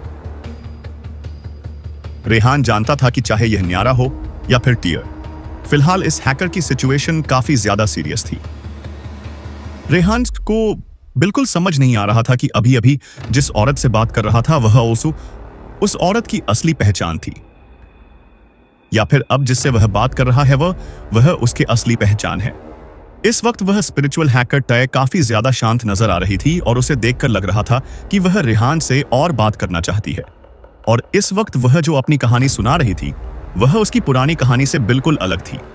असल में स्पिरिचुअल हैकर का नाम टिया ही था और वह हिप्नोसिस और मेंटल इलनेस को ठीक करने के लिए काम करती थी। तय ने खुद के लिए एक पर्सनैलिटी क्रिएट कर ली थी जिसे वह अपने लिए एक टूल की तरह इस्तेमाल करती थी ताकि वह अपने दिमाग को इसे हिप्नोटिज्म के साइड इफेक्ट से बचा सके। तभी सिया ने रेहान से कहा, मुझे लग ही रहा था कि कुछ तो गड़बड़ है। सिया की ऐसी बात सुनकर रेहान ने कंफ्यूज होते हुए कहा, तुम कहना क्या चाहती हो? तुम्हें क्या गड़बड़ नजर आ रही है?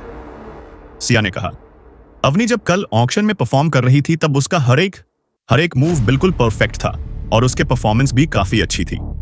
सिया ने बहुत सारी फिल्मों में काम किया था, इसीलिए उसे पता था कि कैमरे के सामने परफॉर्म करते वक्त किस तरह की फीलिंग आती है।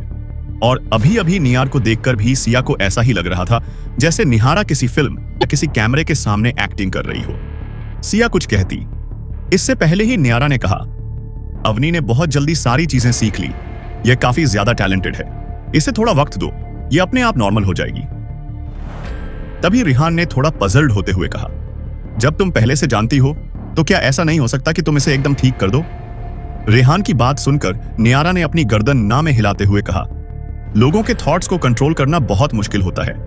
हो सकता है कि शुरुआत में मैं इसे कंट्रोल कर लूं, पर बाद में जाकर हो सकता है चीजें और ज्यादा बिगड़ती चली जाए। अब तो जिसने अवनी के साथ ऐसा किया था वह भी अवनी को एकदम ठीक नहीं कर सकता था, इसीलिए रेहान भी इस वक्त अवनी की ज्यादा कोई मदद नहीं कर सकता था। इस वक्त रेहान को ऐसा लग रहा था जैसे यहां आकर वह खुद ही किसी मुसीबत में पड़ गया है। उसे उस स्पिरिचुअल हैकर की हुई कोई भी बात ठीक से समझ नहीं आ रही थी। रेहान ने गहरी लंबी सांस ली और फिर थोड़ा स्ट्रेट फॉरवर्ड होते हुए बोला, तुमने अभी अभी कहा कि तुम मेरी दोस्त को ठीक कर दोगी, तुम ऐसा कर सकती हो ना? रेहान की बात सुनकर नियारा ने अपना सिरहा मिलाते हुए कहा, हाँ मैं ऐसा कर सकती हूँ, मैं पूरी तरह से तुम्हारी दोस्त को ठीक कर सकती हूँ और उसे पहले जैसी बना सकती हूँ। पर रेहान ने जल्दी से उससे पूछा, पर क्या तुम्हें कोई दिक्कत है? नियारा ने बहुत स्ट्रेट फॉरवर्ड होकर कहा, मेरे ट्रीटमेंट की फीस बहुत ज्यादा है। जैसे रेहान ने नियार की बात सुनी तो उसे हंसी आने दे, क्योंकि जब भी बात पैसों की आती है तो उसके लिए कुछ भी बड़ी बात नहीं होती। पहले उसे लगा था कि शायद कोई बहुत बड़ी बात होगी, इसलिए नियारा कहने में संकोच कर रही है। रेहान ने बहुत ही कॉन्फिडेंट होते हुए कहा, तुम बस अपना मुंह खोलो, तुम्हें जितने पैसे चाहिए उतने मिल जाएंगे। रेहान की बात सुनकर नियारा ने उसे हैरान होकर देखा, क्योंकि ऐसा पहली बार हो रहा था जब वह ऐसे किसी कसम से मिल रही थी जिसे पैसों की कोई परवाह नहीं थी। उसने तुरंत रेहान से कहा, रियली मेरी फीस $1 मिलियन है। जैसे ही रेहान और वहां खड़े हुए बाकी लोगों ने यह बात सुनी तो रेहान के मुंह से सीधा हैरानी से निकला, क्या 100 मिलियन रेहान से ज्यादा कुछ कह पाता? इससे पहले ही सिया की हालत रोने जैसी हो गई थी और शौक के मारे उसे कुछ समझ ही नहीं आ रहा था। सिया ने बिल्कुल उम्मीद नहीं की थी कि नियारा पैसों के मामले में अपना मुंह बिल्कुल शेर के जितना बड़ा खोलेगी। उसे पता होना चाहिए था कि पहले ही रेहान ने अवनी को उस ऑक्शन से बाहर निकालने के लिए 0.0 मिलियन रात आज पर खर्च किए थे और अब उसे अलग से $500 मिलियन और खर्च करने पड़ेंगे ताकि अवनी ठीक हो सके। इसका मतलब अब उसे रेहान को 0.0 मिलियन चुकाने पड़ेंगे। वहीं दूसरी तरफ रेहान ने इतनी बड़ी रकम सुनकर एक बार भी अपनी पलकें नहीं झपकाए और बिना हेसिटेशन हुए कहा, 0.0 मिलियन ना कोई दिक्कत नहीं है मैगी, तुम्हारे अकाउंट में रुपए ट्रांसफर कर देगी। रेहान की बात सुनकर सिया ने अपनी आवाज को थोड़ा तेज करते हुए कहा। रेहान सिया जानते थे कि रेहान बहुत अमीर है और वह बिना किसी उम्मीद के अवनी को बचा भी लेगा, पर सिया नहीं चाहती थी कि वह इतना बड़ा एहसान रेहान से ले। इस वक्त सिया बहुत ज्यादा कंफ्यूज थी, क्योंकि एक तरफ वह नहीं चाहते थे कि रेहान इतना बड़ा नुकसान उठाए, तो वहीं दूसरी तरफ उसकी बेस्ट फ्रेंड की जिंदगी का सवाल था और सिया को बिल्कुल समझ नहीं आ रहा था कि वह कैसे इन दोनों के बीच किसी एक को चुने। सिया कुछ कह दी, उससे पहले ही रेहान ने अपना हाथ दिखाकर उसे रोक दिया और उससे कहा, तुम्हें कुछ और कहने की जरूरत नहीं है, मैंने जो कह दिया वह फाइनल है। रेहान और सिया की बात को वहां बैठी हुई स्पिरिचुअल हैकर नियारा बहुत ध्यान से सुन रही थी। इस वक्त नियारा की आंखों में चमक थी। उसने कहा, क्या मैं आपसे कुछ पूछ सकती हूँ? आपके और पेशेंट के बीच क्या रिलेशनशिप है? रेहान ने मुस्कुराते हुए कहा, वैसे तो इस बात से तुम्हारा कोई लेना देना नहीं है, फिर भी अगर तुमने पूछा है तो मैं बता दूं, अवनी मेरी दोस्त ही दोस्त है। रेहान का जवाब सुनकर नियारा ने उसे देखा और फिर आगे कुछ नहीं पूछा। ओ आई सी। वहीं दूसरी तरफ सिया जानती थी कि रेहान ने यह सब कुछ सिर्फ उसके लिए किया है।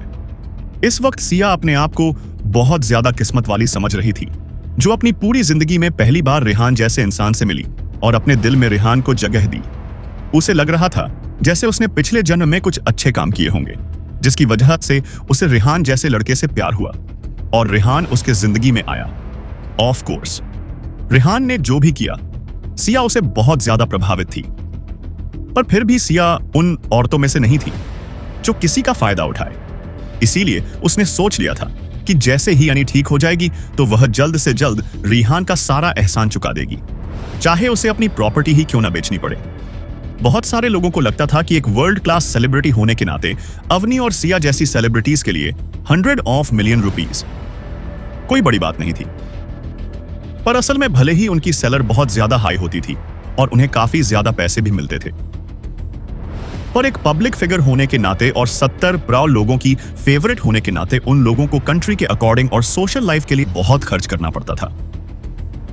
मुझे भी प्रॉपर टैक्स देना पड़ता था और साथ ही साथ अपनी आइडेंटिटी को मेंटेन करने के लिए और अपने हाई-फाई स्टेटस को दिखाने के लिए उसके ऊपर बहुत खर्चा करना पड़ता था, और इस तरह उनका अधिकतर पैसा इन्हीं सब चीजों में चला जाता था और उन लोगों के पास ज्यादा कुछ नहीं बचता था। ऑफ कोर्स यह सब भी इसीलिए पॉसिबल था कयूं की अवनी और सिया एक यंग स्टार थी और लोगों में उनका क्रेज बहुत ज्यादा था। अगर आगे भी इसी तरह इन लोगों का क्रेज लोगों में बना रहा तो शायद 10 साल बाद इनके पास भी बिलियन रुपयों की प्रॉपर्टी होगी। रेहान का स्टेटस देखकर नियारा इतना समझ गई थी, रेहान बहुत बड़ा आदमी है और उसके साथ दुनिया के 2 सबसे बड़े सेलिब्रिटी भी हैं। इसीलिए उसने पैसों के आने का इंतजार नहीं किया और डिसाइड किया कि वह अवनी का ट्रीटमेंट अभी शुरू कर देगी। उसने अवनी को अपने साथ लिया और रेहान से कहा, आप सब लोग बाहर इंतजार करिए, मैं इन्हें अपने साथ घर के अंदर लेकर जा रही हूं ताकि इनका ट्रीटमेंट कर सकूं। और हाँ, ट्रीटमेंट के दौरान मुझे बिल्कुल भी परेशानी नहीं चाहिए, इसीलिए कोई भी अंदर नहीं आएगा। रेहान समझ गया था कि इस तरह के ट्रीटमेंट में भी को शांति चाहिए होती है और कोई डिस्टर्ब कर देता है तो हो सकता है कि जो ट्रीटमेंट है वह रिवर्स हो जाए और किसी तरह की दुर्घटना भी हो सकती है। और यही सब सोचकर रेहान ने उससे कहा, तुम चिंता मत करो, मैं तुमसे वादा करता हूं, मैं किसी को भी अंदर नहीं आने दूंगा। पर तुम्हारी दूसरी पर्सनैलिटी, नियारा की पर्सनैलिटी बहुत तेजी से बदल रही थी, इतनी जल्दी कि लोगों को पता भी नहीं चल पाता ना कि उन्हें किस तरह रिएक्ट करना है। और रेहान ऐसी बात की चिंता थी कि कहीं नहीं आ रहा, ट्रीटमेंट के दौरान अपना कंट्रोल ना खो दे और इसकी वजह से अवनी की जान को कोई खतरा ना हो जाए।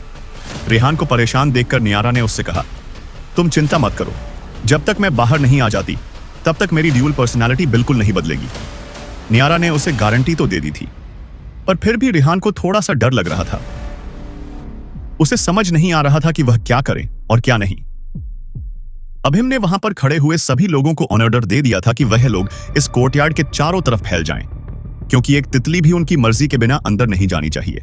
सिया ने जब देखा कि नियारा उसके दोस्त अवनी को अपने साथ अंदर लेकर जा रही है तो उसने रेहान की बाजू को कसकर पकड़ लिया और परेशान होते हुए बोली, क्या सच में कोई दिक्कत नहीं होगी?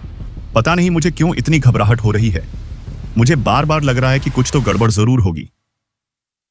सम्मोहन एक बहुत ही मिस्टीरियस और मिलकर सिर्फ एक्टिंग करते थे ताकि ज्यादा से ज्यादा पैसे लेकर लोगों को बेवकूफ बना सके, और इसी वजह से सभी लोगों को थोड़ा सा डर भी लग रहा था। और इस वक्त अवनी की जो हालत थी उसकी वजह से तो सभी लोगों को उसकी और ज्यादा टेंशन हो रही थी।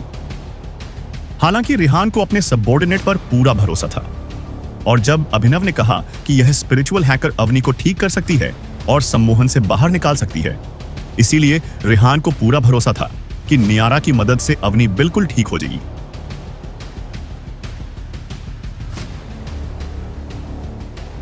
बस जो बात रेहान को परेशान कर रही थी वह यह थी कि कहीं बीच में ही नियारा की पर्सनालिटी चेंज ना हो जाए और वह नियारा से टिया ना बन जाए।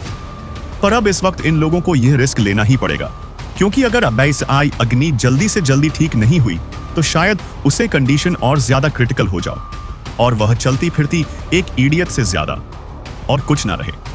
नियारा 100 मिलियन रुपीस लेकर अनी को ठीक करने के लिए मांग गई थी और रेहान भी उसे पैसे देने को तैयार हो गया था। पर सबसे बड़ी दिक्कत यह थी कि कोई नहीं जानता था कि कब नियारा किया बन जाए और कब उसकी पर्सनालिटी चेंज हो जाए, क्योंकि अगर ऐसा होता है तो हो सकता है कि अनी कभी ठीक ही ना हो और उसके साथ कुछ ऐसा हो जाए जो उसकी जान के लिए खतरा बन जाए। लगभग 2 घंटे तक इंतजार करने के बाद नियारा ने उस कमरे का दरवाजा खोला। उसे देखकर सबकी सांस में सांस आई, क्योंकि पिछले 2 घंटे उन लोगों ने कैसे काटे थे यह बस वही जानते थे। उस कमरे का दरवाजा खोलकर नियारा ने उनसे कहा, ठीक है, अब आप लोग अंदर आ सकते हैं। इतना सुनते ही रेहान और बाकी सभी लोग जल्दी से खड़े हुए और कमरे के अंदर चले गए। कमरे के अंदर नियारा एक कुर्सी पर बैठी हुई थी और अपने टेम्पल्स को रब कर रही थी और दूसरी तरफ अवनी एक छोटे से बेड के ऊपर बहुत शांत होकर सो रही थी। अवनी को सोता हुआ देखकर सिया ने बहुत ही घबराते हुए पूछा, अब यह कैसी है बॉस, और अभी तक सो क्यों रही है? आई सिया को परेशान देखकर नियारा ने उसे बहुत ही शांत होकर कहा, तुम्हारी दोस्त अब बिल्कुल ठीक है। इसके दिमाग पर बहुत ज्यादा असर हुआ था, पर जब यह अच्छे से अपनी नींद पूरी कर लेगी तो यह बिल्कुल ठीक हो जाएगी। जब नियारा ने उसे कहा कि वह ठीक है, तब जाकर सिया ने चैन की सांस ली और बहुत ही इज्जत के साथ नियारा से कहा, थैंक यू थिथि यू सो मच। सिया की बात सुनकर नियारा ने अपना हाथ दिखाते हुए उसे कहा कि उसे पोलाइट होने की कोई जरूरत नहीं है। रेहान ने नियारा से पूछा, क्या अवनी का ट्रीटमेंट पूरा हो गया है? क्या इसके जगने के बाद तुम्हें इस पर और भी कोई ध्यान देने की जरूरत है? नियारा ने बहुत ही शांत होकर कहा, ऐसा कोई खास ध्यान देने की जरूरत नहीं है, बस कोशिश करना कि यह ज्यादा से ज्यादा रिलैक्स करें और रेस्ट करें और कोई भी ऐसा काम ना करें जिसमें ब्रेन यूज करने की जरूरत पड़ती है। सिया ने बिल्कुल उम्मीद नहीं की थी कि रेहान उससे भी ज्यादा केयरफुल इंसान होगा। ऐसी बहुत सारी चीजें थी जो सिया ने रेहान से लिए बिल्कुल एक्सपेक्ट नहीं की थी। रेहान ने नियारा से कहा, अगर ऐसा है तो हम अब आपको और ज्यादा परेशान नहीं करेंगे। पहले ही हमारी वजह से आपने बहुत सारी परेशानी उठाई है, अब आपको आराम करना चाहिए। हम लोग अभी यहां से चलते हैं। इतना कहकर रेहान ने मैगी की ओर इशारा करते हुए कहा कि वह अवनी को गाड़ी में लेटा दे। रेहान की बात सुनकर नियारा ने अपने साइड के कैबिनेट से एक कार्ड निकाला और उसे रेहान को देते हुए कहा, यह मेरा नंबर है, अगर आपका कोई भी दिक्कत हो तो आप मुझे कॉल करके पूछ सकते हैं। रेहान ने नियारा से कार्ड ले लिया और कहा, क्या आप इस बात की गारंटी दे सकती हैं कि जिस इंसान से मैं बाद में कांटेक्ट करूंगा वह आप ही होंगी? रेहान की बात सुनकर नियारा ने मुस्कुराते हुए कहा, हाँ, अगर कॉल रिसीव होने पर कॉल का आंसर टया दे तो प्लीज एक बार तुम नियार कहकर मेरा नाम बुला देना, मैं अपनी पर्सनैलिटी में आ जाऊंगी। रेहान ने बिल्कुल उम्मीद नहीं की थी कि यह सब कुछ इतना ज्यादा अनबिलीवर्स नाम पुकारेगा तो वह अपनी दूसरी पर्सनैलिटी में आ जाएगी। रेहान को इतना सोचता हुआ और कंफ्यूज होता हुआ देखकर नियारा ने उससे कहा, अभी तक मैं सिर्फ इतना कह सकती हूं कि अवनी को मैंने अभी तो इन सब चीजों से बाहर निकाल दिया है, पर फिर भी वह अभी तक पूरी तरह अपने दिमाग पर कंट्रोल नहीं पा सकी है और मैंने भी बहुत सारी कमियां छोड़ दी हैं। इसलिए हो सकता है कि आगे जाकर अगर दूसरे हिप्नोटाइजर ने फिर से उनकी वर्ड्स का इस्तेमाल करके अवनी की बॉडी पर कंट्रोल कर ले। नियारा की ऐसी बात सुनकर रेहान को अब जाकर समझ आया था कि इसी वजह से यह हिप्नोसिस हैकर इतने बिछड़े हुए इलाकों में रहते हैं ताकि इन्हें कोई ढूंढ ना पाए या फिर यह लोग अपने आप को बचा कर रख सकें। रेहान ने कभी नहीं सोचा था कि एक फेक पर्सनालिटी इतनी ज्यादा स्मार्ट हो सकती है। यह सच कहे तो इतनी ज्यादा डरावनी हो सकती है। एक बार किसी और की बॉडी का कंट्रोल आने के बाद यह लोग उस इंसान से कुछ भी करवा सकते हैं और एक तरह से उस इंसान के मास्टर बन जाते हैं, जिसके इशारे पर सम्मोहन में यह लोग कठपुतली की तरह अपने मास्टर के लिए काम करते हैं। और फिर यह नियारा तो अपने आप को स्पिरिचुअल हैकर बुलाने के बिल्कुल लायक भी है और कितनी चतुराई के साथ इसने अपनी मैन पर्सनैलिटी को सबसे बचाकर भी रखा हुआ है और सिर्फ अपना नाम ले देने भर से यह फिर से यह अशीसिनिच अपनी दूसरी पर्सनैलिटी में आ जाती है। खैर, रेहान को अब इन सब चीजों से कोई मतलब नहीं था और ना ही वह इन सब में ज्यादा उलझना चाहता था। उसे सिर्फ इस बात की खुशी थी कि अवनी अब ठीक हो गई थी। नियारा से अलविदा लेने के बाद रेहान और बाकी सभी लोग वापस ताजमहल 5 स्टार होटल में आ गए थे। अवनी अभी भी बेहोश थी और रेहान नहीं किसी से भी नहीं कहा कि वसे जगा दे, क्योंकि जिस हिसाब से नियार ने कहा था अवनी जितना ज्यादा रेस्ट करेगी उतनी जल्दी ठीक होगी। जब उसकी नींद पूरी हो जाएगी तो वह खुद ही जग जाएगी और उसका हिप्नोसिस भी चला जाएगा। यह सब कुछ करने के बाद डायरेक्टर नवीन रेहान के पास आए और उससे कहा, बॉस। डायरेक्टर नवीन को अचानक से अपने पास आता हुआ देखकर रेहान को लगा कि शायद सेट के ऊपर कोई मुसीबत आई होगी, इसीलिए डायरेक्टर नवीन यहां पर आए हैं, वरना वह उसे क्यों ढूंढते। रेहान ने डायरेक्टर नवीन से पूछा, क्या बात है? डायरेक्टर नवीन ने अपना सिर हिलाते हुए सिया की तरफ देखा जो रेहान के बगल में ही बैठी थी। डायरेक्टर नवीन, कहां टेंशन वाली कोई बात नहीं है। असल में मैं यहां इसलिए हूं क्योंकि सिया को अभी भी मूवी के अंदर कुछ सीन शूट करने हैं और मैं आपसे यही पूछने आया था कि क्या आज सिया सेट के ऊपर आकर अपने सीन शूट कर सकती है। रेहान तो लगभग भूल ही गया था कि वह सिर्फ 3 दिन के लिए सिया को बाहर लेकर गया था और इस बीच इतना सब कुछ हो गया कि फिल्म के बारे में वह लगभग भूल ही गया था। उसने जल्दी से कहा, अरे हाँ, हम लोग आ जाएंगे। और अपनी बात कैसे? रेहान ने सिया की तरफ देखा और उससे पूछा, तुम्हें कोई दिक्कत तो नहीं है ना आज सेट पर जाने में? सिया ने अपना सिर ना में हिलाते हुए कहा, मैं कभी भी सेट पर जा सकती हूं, मुझे कोई दिक्कत नहीं है। अपनी बात कहते हुए सिया ने डायरेक्टर नवीन की तरफ देखते हुए कहा, डायरेक्टर नवीन, मुझे माफ कर दीजिए, मैंने आपके प्रोडक्शन टीम का बहुत ज्यादा वक्त खराब कर दिया। डायरेक्टर नवीन हाँ तो कहना चाहते थे पर उनमें इतनी हिम्मत नहीं थी, यहां तक कि उन्होंने झूठ में ही रेहान के सामने सिया से कहा, ऐसी कोई बात नहीं है, अभी तक ज्यादा देर नहीं हुई है। इस वक्त सिया रेहान की दोस्त या दोस्त से ज्यादा थी और डायरेक्टर नवीन किसी भी हाल में सिया को कुछ भी कहने की हिम्मत नहीं कर सकते थे जिससे रेहान उनसे नाराज हो जाए। डायरेक्टर नवीन अपनी ही सोच में गुम थे कि तभी रेहान ने खड़े होते हुए उनसे कहा, मैं भी काफी दिनों से सेट के ऊपर नहीं गया हूं, चलिए हम लोग साथ चलते हैं। रेहान, सिया और डायरेक्टर नवीन जैसे ही सेट के ऊपर पहुंचे तो उन्हें देखकर सभी लोग अपनी जगह पर खड़े हो गए। रेहान की इज्जत उस कंपनी में काफी अच्छी थी और सभी लोग रेहान की दिल से बहुत इज्जत करते थे, नाक की अपने बॉस से डरते थे और ऊपर से रेहान की जो मिस्टीरियस आइडेंटिटी थी वह उनके सबॉर्डिनेट को दिल से मजबूर करती थी कि वे रेहान की सारी बातों को और सारे ऑनर्डर को माने। और अब जब रेहान सेट के ऊपर इंस्पेक्ट करने आया है तो चाहे कितने भी बड़े सेलिब्रिटी वहां क्यों ना हो, पर हर कोई रेहान के सामने हार्ड परफॉर्म करना चाहता था और अपना बेस्ट देना चाहता था। इस वक्त जब रेहान अपने सेट के ऊपर इंस्पेक्शन कर रहा था और सभी लोग काम कर रहे थे, उसी वक्त उनके बगल वाले सेट के ऊपर sky fuzz film crew member अपने रियल इन्वेस्टर का वेलकम कर रहे थे। उस दिन रेहान ओपन में से बहुत ही जल्दी में निकला था और यजो आइलैंड के ऊपर आ गया था और उसके बाद वाले मामले में और सर्वर वाले मामले में इतना बिजी हो गया था कि उसे फिल्म स्टूडियो का कुछ याद ही नहीं रहा था। फाइनली आज जो अपने डायरेक्टर नवीन के याद दिलाने पर रेहान अपने प्रोडक्शन टीम को देखने सेट के ऊपर आया था। हालांकि दूसरी तरफ स्काई फज के सेट पर मलाइका बिल्कुल नहीं चाहती थी कि अभिमा और मोरमायन वहां पर आए, पर उसके पास कोई रीजन नहीं था कि वह अभिम को आने से रोक सके। आखिरकार सारा पैसा अभिम ने ही लगाया था और मलाइका सिर्फ एक स्टार थी, या कहे कि अभिम की एजेंट थी। इस वक्त स्काई फॉर्ट्यून क्रू में मेंबर्स के साथ कुछ भी ठीक नहीं हो रहा था। 400 मिलियन रुपए को मलाइका ने अपने हिसाब से इस्तेमाल कर लिया था और यहां तक कि आधे से ज्यादा क्रू मेंबर्स गुस्से में भी थे। इस वक्त स्काई फज प्रोडक्शन बड़ा प्रोडक्शन नहीं लग रहा था और यहां तक कि असलियत में इस प्रोडक्शन को छोटे फिल्म के बजट के बराबर भी कंपेयर नहीं किया जा सकता था। और इस वक्त अभिम सेट पर इंस्पेक्शन करने आया था। अभिम को सेट पर कुछ भी गड़बड़ मिली तो मलाइका उसे कैसे समझाएगी।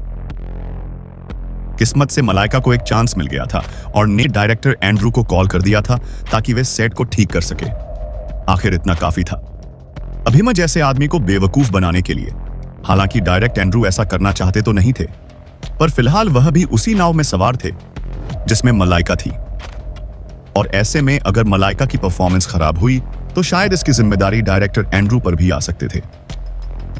किस्मत से जब अभी म्यू सेट के ऊपर पहुंचा तो डायरेक्ट एंड्रू को कुछ वाकस मिल गए थे, जिससे ऐसा लग रहा था कि सेट के ऊपर बहुत काम हो रहा है और अब म्यू के सामने ऐसा दिखाने की कोशिश की जा रही थी जैसे सभी लोग बहुत बिजी हैं और बहुत मेहनत से काम कर रहे हैं।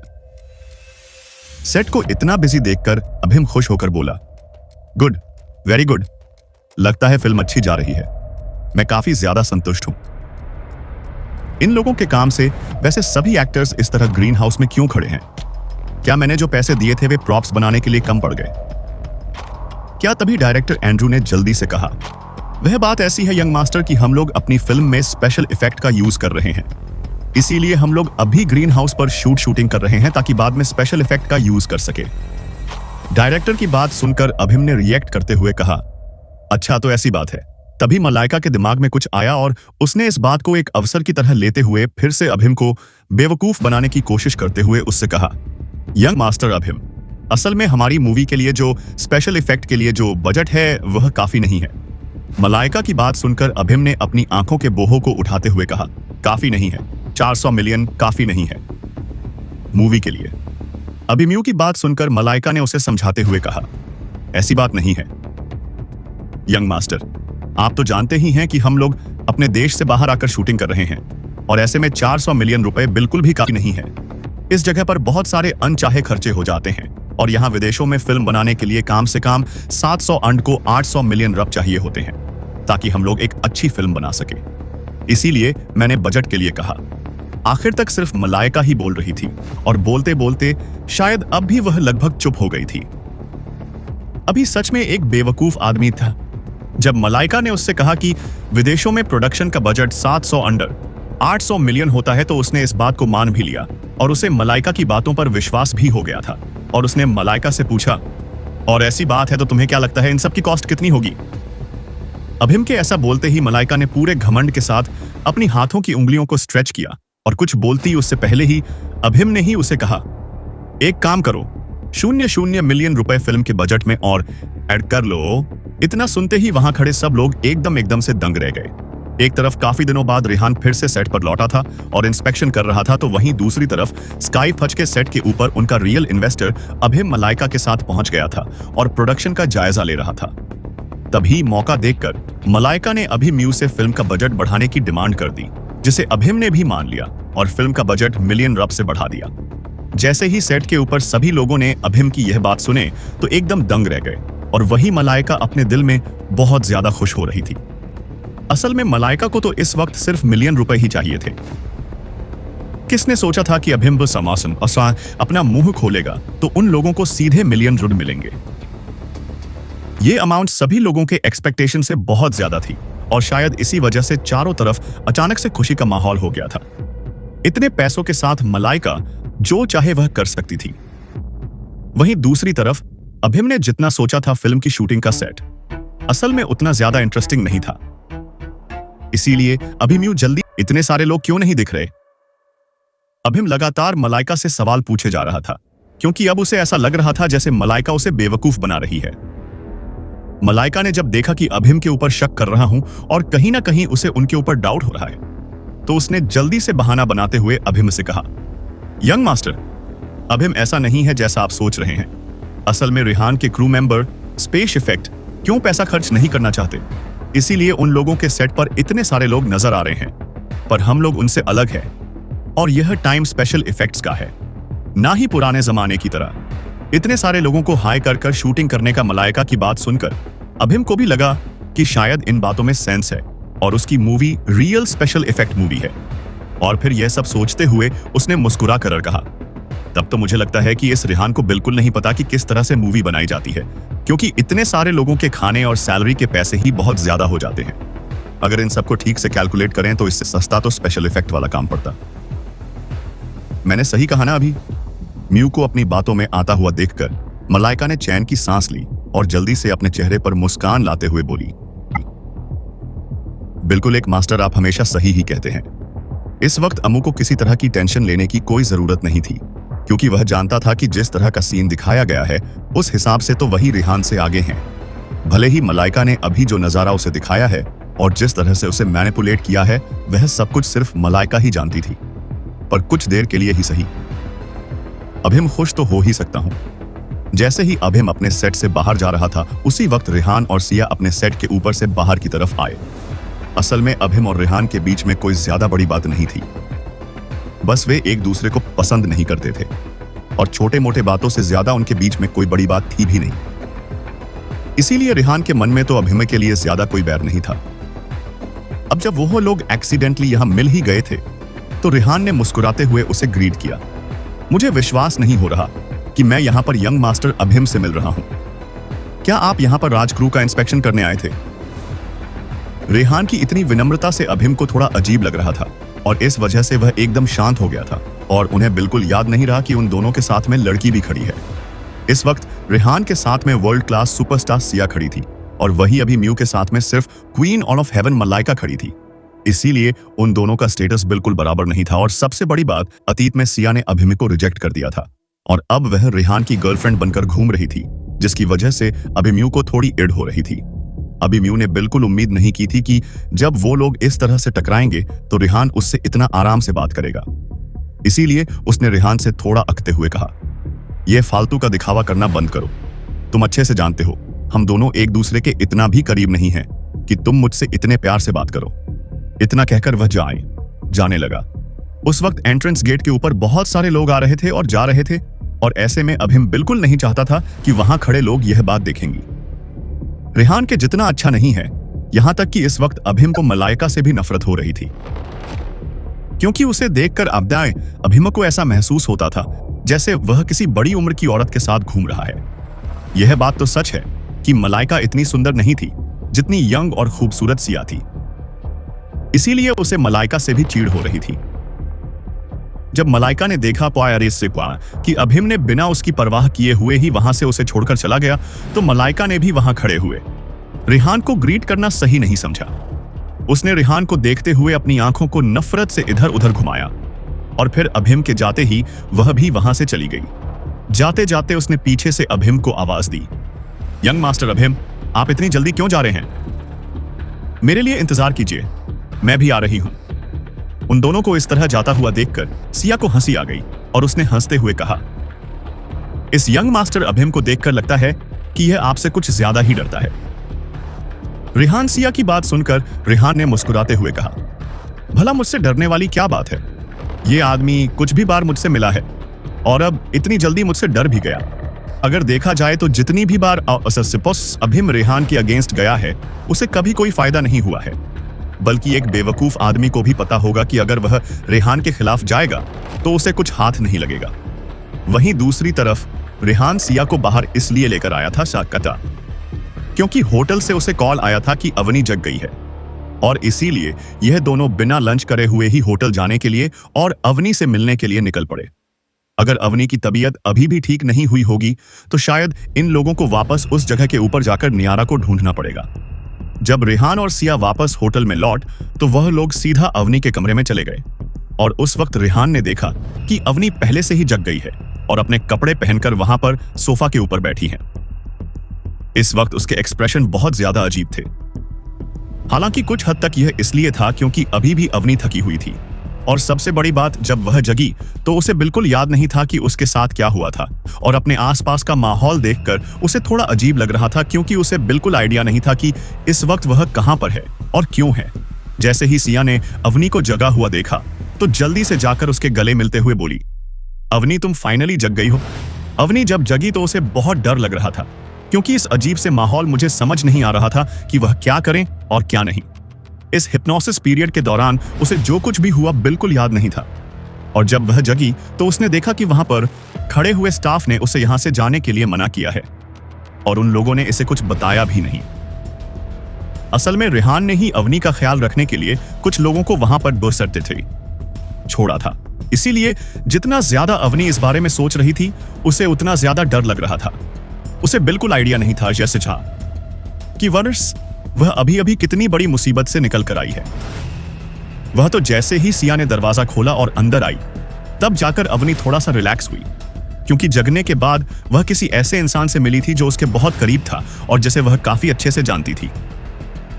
सिया को वहां देखते ही अवनी ने अजीब अजीब सवाल करने शुरू कर दिए। सिया, मैं यहां पर यह सब कुछ क्या हो रहा है? सिया ने जब देखा कि अवनी को अभी अभी जो हुआ उसमें से कुछ भी याद नहीं है तो उसने सवाल करते हुए अवनी से पूछा, क्या तुम्हें कुछ भी याद नहीं है कि तुम्हारे साथ क्या हुआ था? का ऐसा सवाल सुनकर अवनी ने सिया को कसकर गले लगाते हुए कहा, मुझे क्या पता होना चाहिए था? मुझे तो लग रहा था कि मैं इस वक्त घर पर हूं, पर जब मैं जगी तो मैंने खुद को इस होटल में पाया और इस वजह से बहुत ज्यादा डर गई थी। इतना कहकर सिया और अवनी दोनों और ज्यादा कसकर एक दूसरे को गले लगाए रखे। इस दौरान बार बार अवनी गेट के ऊपर खड़े रेहान को भी देख रही थी। जितना आशाई अवनी सिया को जानती थी, उसे पता था कि सिया लड़कों से हमेशा दूर रहती है, तो फिर उसे समझ नहीं आ रहा था कि गेट के पर खड़ा लड़का कौन है और वह यहाँ पर क्यों है। जैसे ही रेहान और सिया को पता चला कि अवनी को होश आ गया है, तो वह लोग तुरंत बिना लंच करे होटल के लिए निकल गए और सीधे अवनी के कमरे में चले गए। और जैसे ही अवनी ने सिया को देखा तो वह तुरंत उसके गले लग गई, क्योंकि जब से उसे होश आया था वह काफी डरी और सहमी हुई थी। उसे बिल्कुल समझ नहीं आ रहा था कि वह एकदम से इस होटल में कहां पहुंच गई। पर सिया को देखने के बाद उसे थोड़ी तसल्ली मिल गई थी, पर थोड़ी जो कंफ्यूजन अभी उसके दिमाग में थी वह रेहान को लेकर थी, क्योंकि जितना ना वह अपनी बेस्ट फ्रेंड को जानती थी, वह जल्दी से कभी भी किसी के साथ इतना ज्यादा फैमिलियर नहीं होती थी।